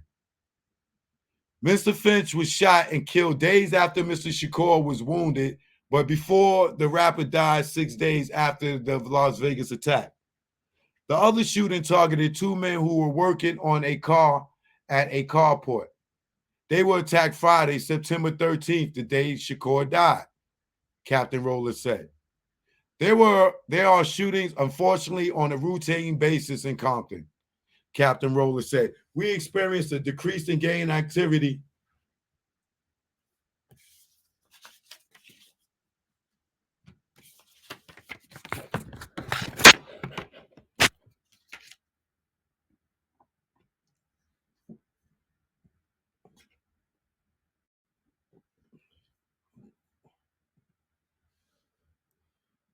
There are shootings, unfortunately, blah, blah. Captain Roller says suspects are arrested. Wait, hold on. Where the fuck was I at? Oh, we experienced a decrease in gang activity at the time Tupac got shot. But we did experience an increase on certain sets of individuals. We zeroed in on those particular sets and the shootings they were involved with. Captain Roller said the suspects arrested Wednesday whose ages range from 18 to early 30s, are being held on suspicion of murder, conspiracy to commit murder, and other charges in connection with the Compton violence.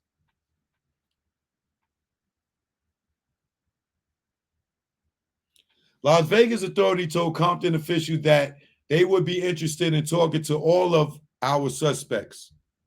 Mr. Shakur, one of rap's most successful and notorious singers, was shot after attending the Mike Tyson Bruce Seldon boxing match in Las Vegas.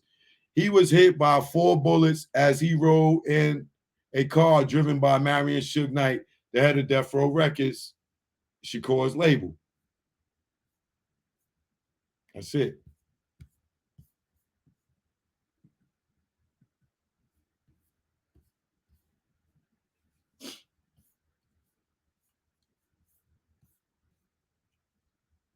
Was Bobby Finch working for Death Row?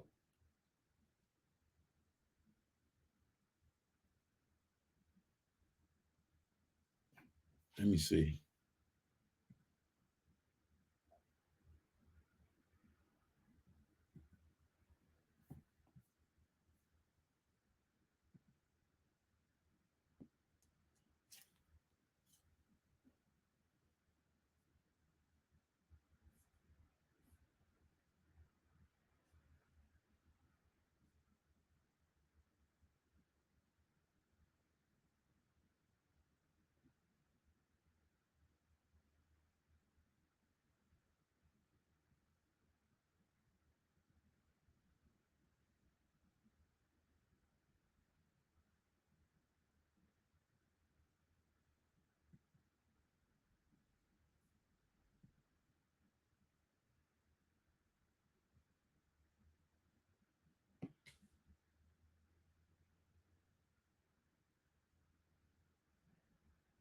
Oh, shit.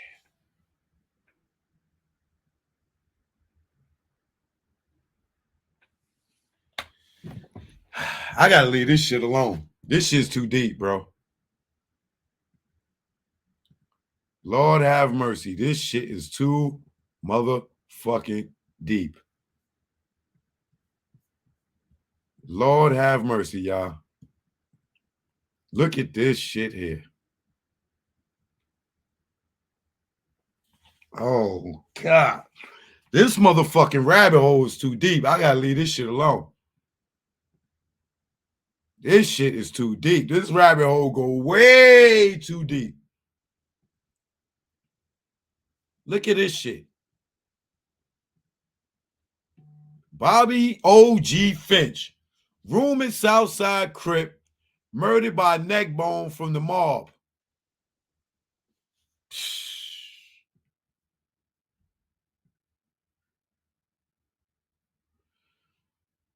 Murdered by neck bone from the mob. Shot it out living down in L.A. Park. First casualty of the mob South war after Pac was shot and rumored to be in the white Cadillac to be shot. Wait, what?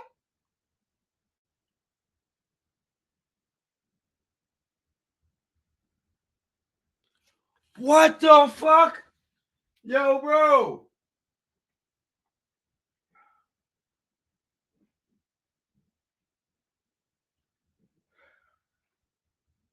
Wait a minute, bro. Wait a minute. Wait a minute, bro.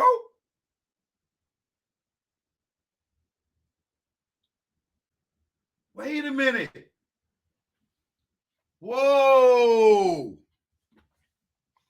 This nigga was in the white Cadillac? So it was the police, bro. Allegedly. What the fuck?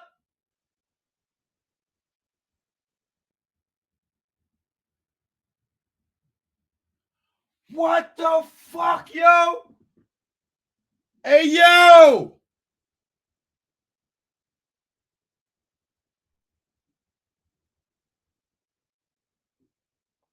Bobby O.G. Finch, room in Southside Crip. This nigga was a cop.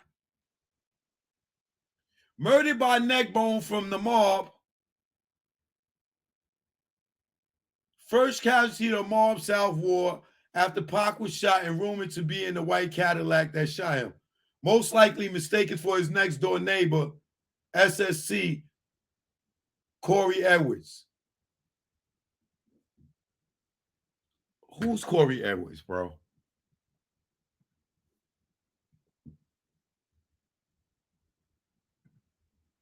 Hold on, I gotta see what y'all saying over here because there might be some Compton people over here. Russell Poole was right all along. Sounds like some police shot him. No, he wasn't. Who is that? Just when you thought it was over, bam, damn. Great work, choke. Is this the guy Gaddafi saw? Reggie knocked him off before it got too deep, allegedly. Remember the lodges run the gangs and the police. Russell Poole is a legend. He had it all figured out a long time ago. Told you Keefe D was rolling with the crooked cops.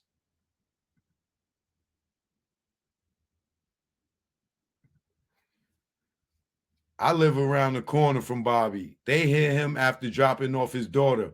Bobby wasn't in the car and never hung out with them. Mind blowing. Hell nah. That's cop on cop crime. Dirty dishes. You got to hit me up on Instagram or email me, chokenojoke@gmail. That's Orlando, homie. Southside Crips. The dude Fox interviewed.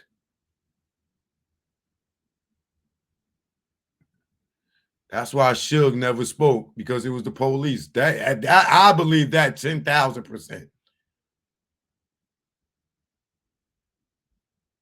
This shit is bugged out, bro. Corey Edwards is the dude that owns the house where they found the gun in the backyard.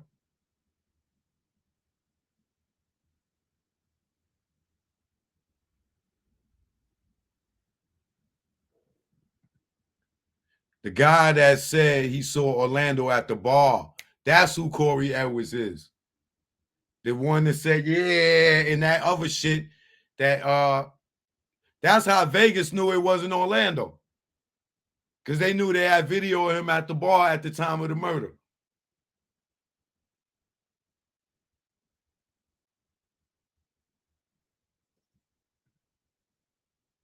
These murders ain't solved because the police did it. Yeah, of course.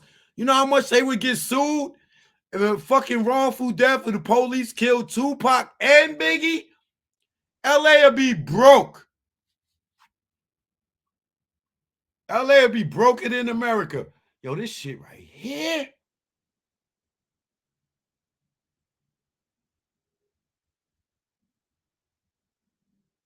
Somebody said, how we know Neckbone killed him? I usually don't read comments, but on this one I am. How we know Neckbone killed him? He was a known hitter. I talked to some people from Compton. Jesus Christ, that's fucked. Murder in front of his mom and 10-year-old daughter. And for nothing, they got the wrong guy.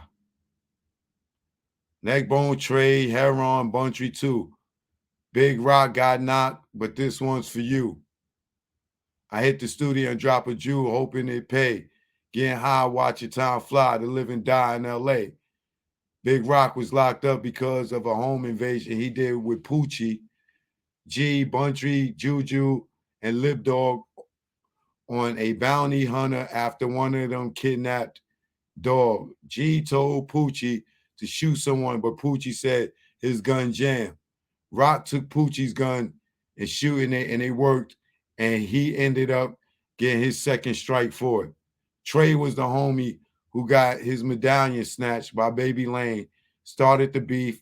Actually, I think Southside was already pissed when Pac said, and if you want to be down with Bad Boy, then fuck you too, and hit him up because they thought he was coming at them because they worked security for Big. Bunchy chased the Cadillac and returned fire, but didn't manage to hit any of them. Buntry and Heron would both get killed and Looters Park, Fruitown War. Let's see something. What is this here?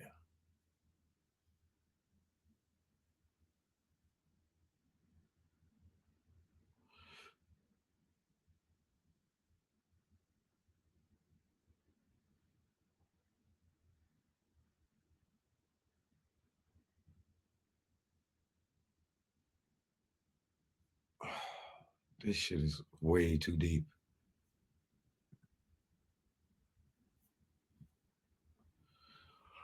All right, let me see. This is.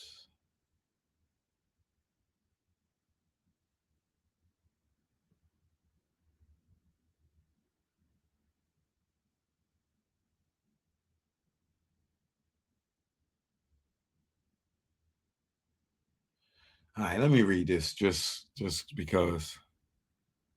Tupac Amaru Shakur, hip hop shining serpent, was gone, and now so was Bobby Ray Finch under a cloudless stretch of LA sky. Finch's friends and family made a mournful circuit around Inglewood Cemetery.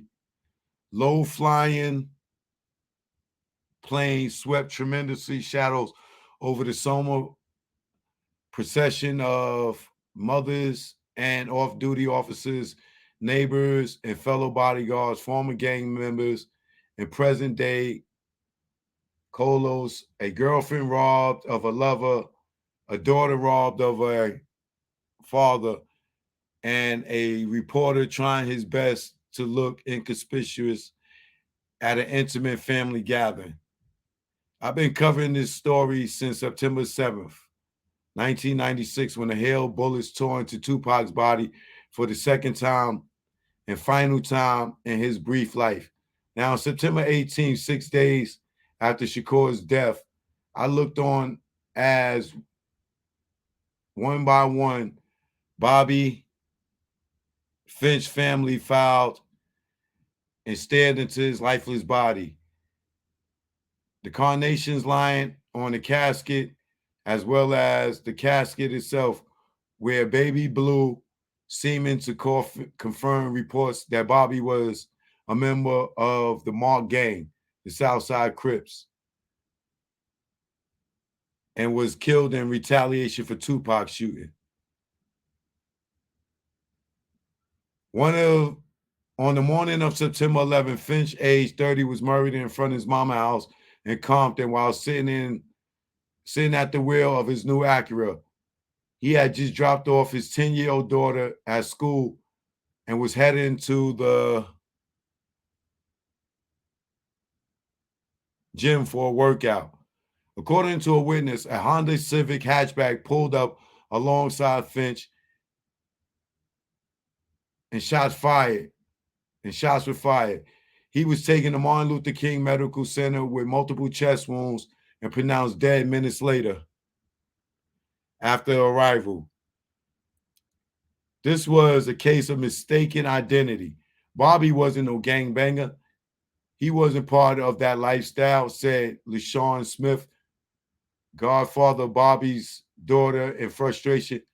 Look, he told me, if you live in the area, you know people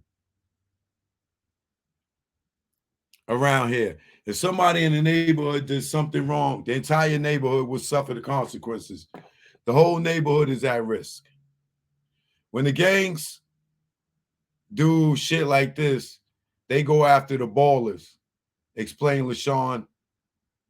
High rollers, blah, blah, blah. Nigga, they got money. We know what high roll is. They aim to take out the money first. Because Bobby had a nice car, they assumed he was a baller. He was a bodyguard, but he didn't work for none of them rappers. He had nothing to do with any of this. Finch was one of the fatalities among 13 shootings police say resulted from the attack on Shakur and Knight. The two other dead men, Timothy Flanagan and Marcus Child, were believed to be Piru Bloods. One of the survivors, a Southside Crip leader named Darnell Brim, was also ambushed in a convenience store and shot several times. An innocent bystander, 10-year-old Lakeisha McNeese, caught a stray bullet in the back. Damn. When the shooter approached Brim's fallen body, gun outstretched to finish the job, he saw Lakeisha wounded form lying beneath Brim's. He paused and then walked away without firing. As I stood in the back of the church at Finn's funeral, listening to a young woman sing the last stanzas of Precious Lord, someone grabbed me by the arm and pulled me out of the service. He was a hulking, off-duty LAPD officer, one of several cops regularly employed by Death Row as security guards. He recognized me as one of the reporters who stood vigil outside the Vegas hospital where Tupac took his final breaths. "What are you doing here?" he whispered, his eyes darting. "Just trying to find out what's going on. I hope you realize you're playing a dangerous game." "What do you mean?" "Just be careful with what you write." And so it has gone for months. Cryptic warnings demanding anonymity, lies and whispers. Few in LA have been willing to speak on record about anything relating to the ongoing Death Row saga. Vegas police have alternately affirmed and denied that they have any suspects in Tupac's murder. They have yet to arrest anyone, even though a 29-year-old Compton resident named Orlando Anderson was reportedly heard bragging about his involvement after the shooting.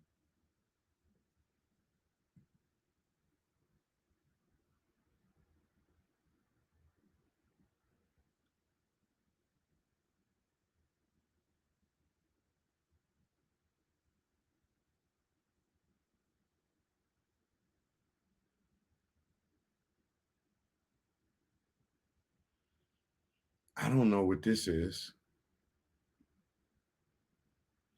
In a large photo, Barnes gave the correct names on all the subjects your affiant knew. However, when Barnes got to a person your affiant knew as Orlando Anderson, aka Little Land or Lane, he gave a false name.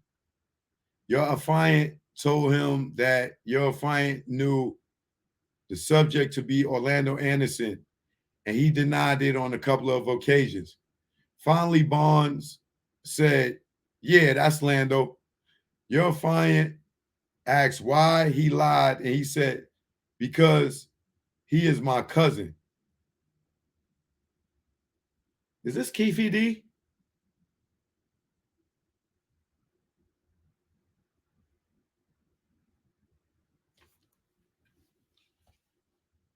Your affiant recalls seeing Barnes driving a brown vehicle in the 1300 block of East Glencoe, and that Anderson was the passenger in the vehicle about an hour before going to 1315 East Glencoe.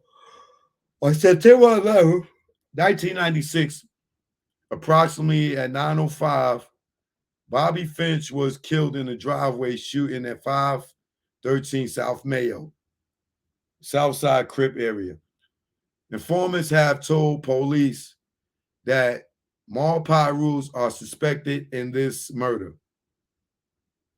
The suspect was described as a black male in a tan or red 7080s Honda Civic hatchback. On September 11, 1996, 1500 hours, a confidential, reliable informant, CRI, contacted Sergeant Baker. The CRI observed two male blacks drive a late model white Cadillac into an automotive shop.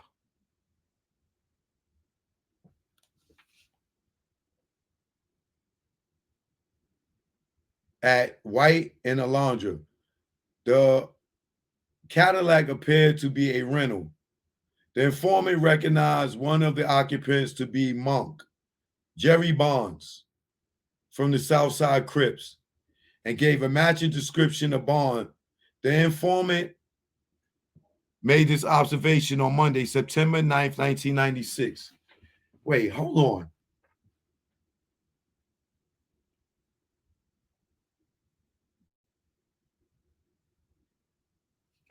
Who's Jerry Bonds?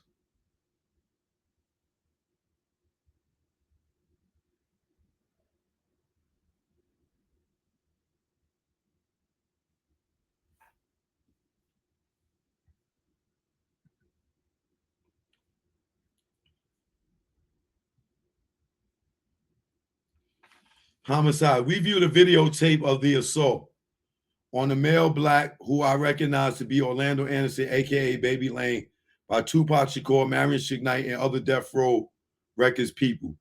The tape was of the events after the Mike Tyson fight at the MGM Hotel.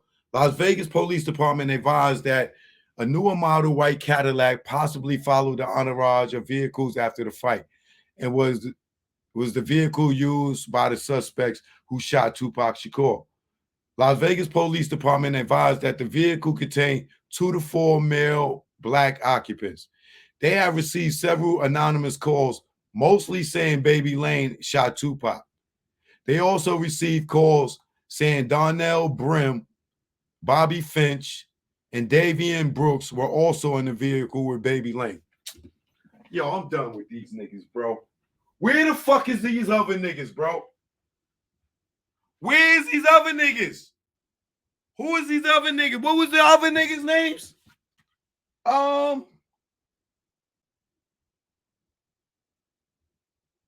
Terry, Big Dre. Hold on, let me find out Keefe D real name. I need Keefe D real name.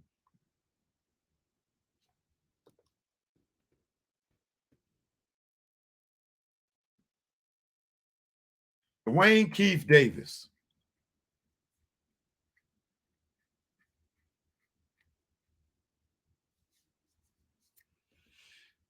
Dwayne Keith Davis. Now, who they say in this car again?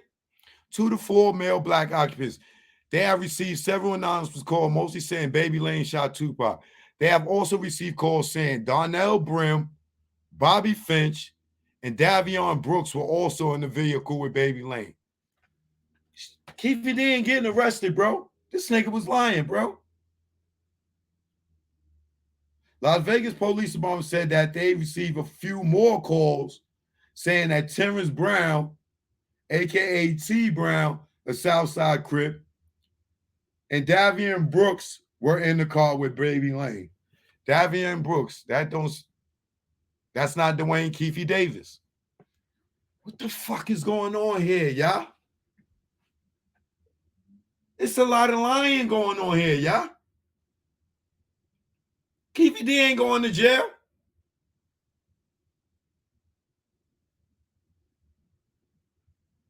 Las Vegas, the people. Who is Davion Brooks? Davion Brooks. We're in the car with Baby Lane. And who's calling, giving these motherfuckers, these niggas' names in Vegas? Reggie?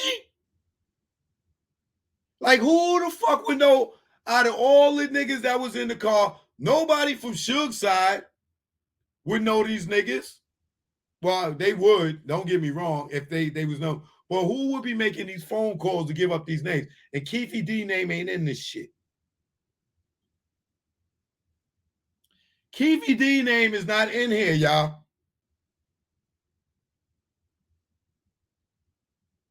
We got like 6 names. Ain't none of them Keefe D. Las Vegas Police Department had a Las Vegas address on Davion Brooks. The address was subsequently I'll butcher that word every time. Subsequently, checked by Las Vegas Police Department. Brooks had moved the first week of September 1996. Department lease was David Keefe, aka Tank, an employee of the MGM Hotel in Las Vegas. That ain't Dwayne Keefe Davis. Brooks had moved the first week of September 1996. The apartment lease was David Keefe, aka Tank, an employee of the MGM Hotel in Las Vegas. And the same person Field interviewed after a Compton shooting on September 10th, 1996. Las Vegas Police Department record revealed Keefe was arrested for a warrant on September 11th in 1996 in Las Vegas. The Nevada license plate number 278 GSM on the vehicle drive by David Keefe in Compton came back to the 2109 Haviland. So they did find out the license plate of the fucking Cadillac, right?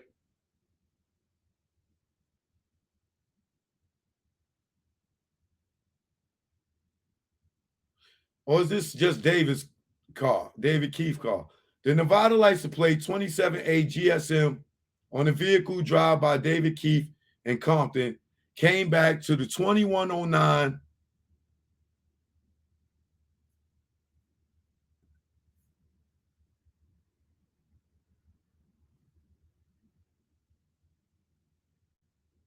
caliber rounds recovered from 1315 East Glencoe and confirmed that 40 caliber shells casings were recovered at the Tupac Shakur shooting scene. There might be a page missing. Las Vegas Police Department provided us a copy of a visitor's log to the security gated community that Marion Suge Knight lives in Las Vegas for the dates of September 7th, 1996 through September 8th, 1996. Your client noted that after the shooting of Tupac, later on September 7, 1996, early morning of September 8, 1996, several persons arrived at Knight's residence. Some of the persons checked in were Frank, Hen Dog, Buntry, Neckbone, K-Dog, and Trey. Some of the same persons,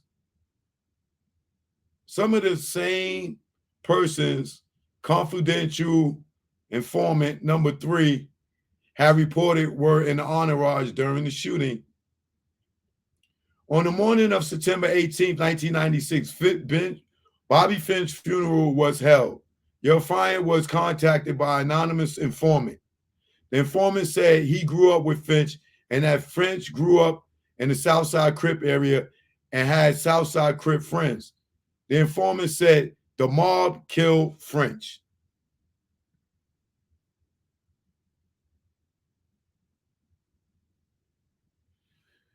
Anderson came out of 1409 South Burris and got into a Blazer and left the location.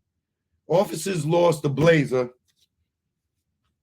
which was heading eastbound out of the city. The Blazer license is registered to Thais Lanier. I ain't gonna read all the addresses and shit.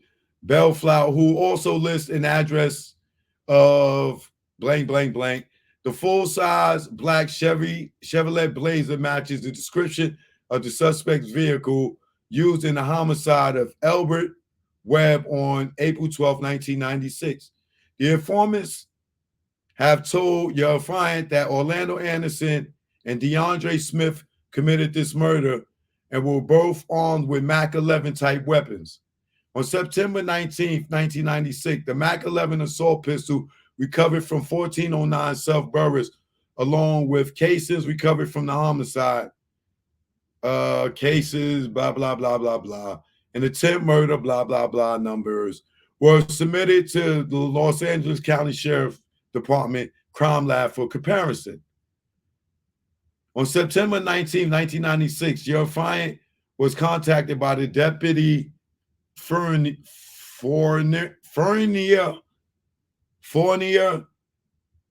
by Deputy Fournier, whatever his fucking name is. The department was contacted by informants who stated that Orlando Anderson had 4 guns in his possession.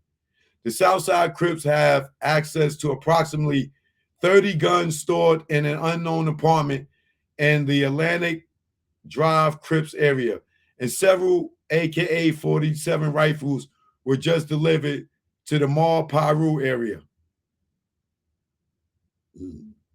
Deputy Fournier also contacted another informant who said that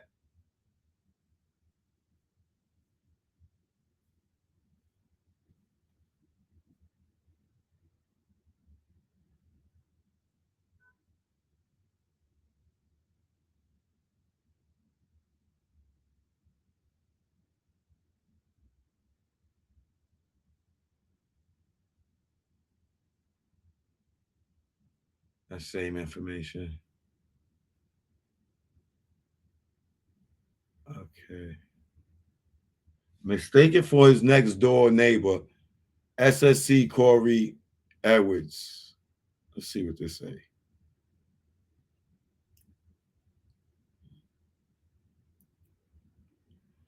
Later guy himself got out of there. Basically, they threatened him what was going to happen. And of course, Hodgman's office started calling him down once they got going to go ahead to revoke Suge's probation. Hold on, I need to blow this up.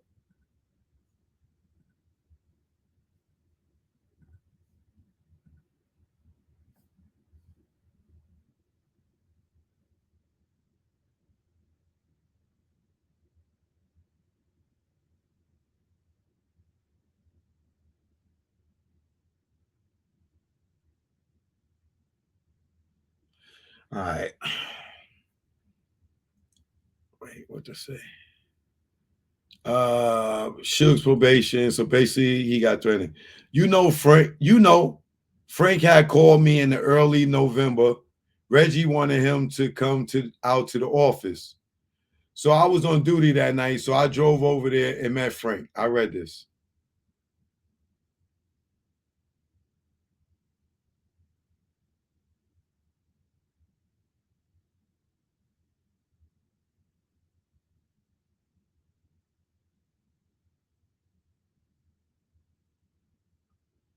Yeah, I read this.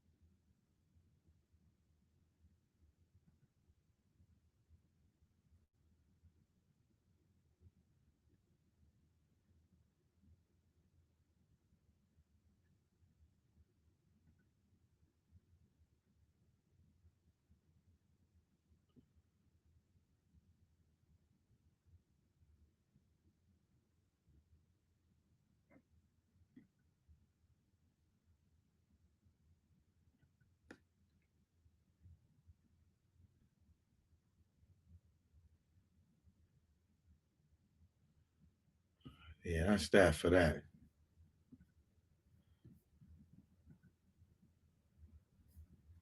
This shit is crazy, bro. This shit go. This is yo. I don't know how they said like y'all killed up all this shit and y'all blaming Biggie.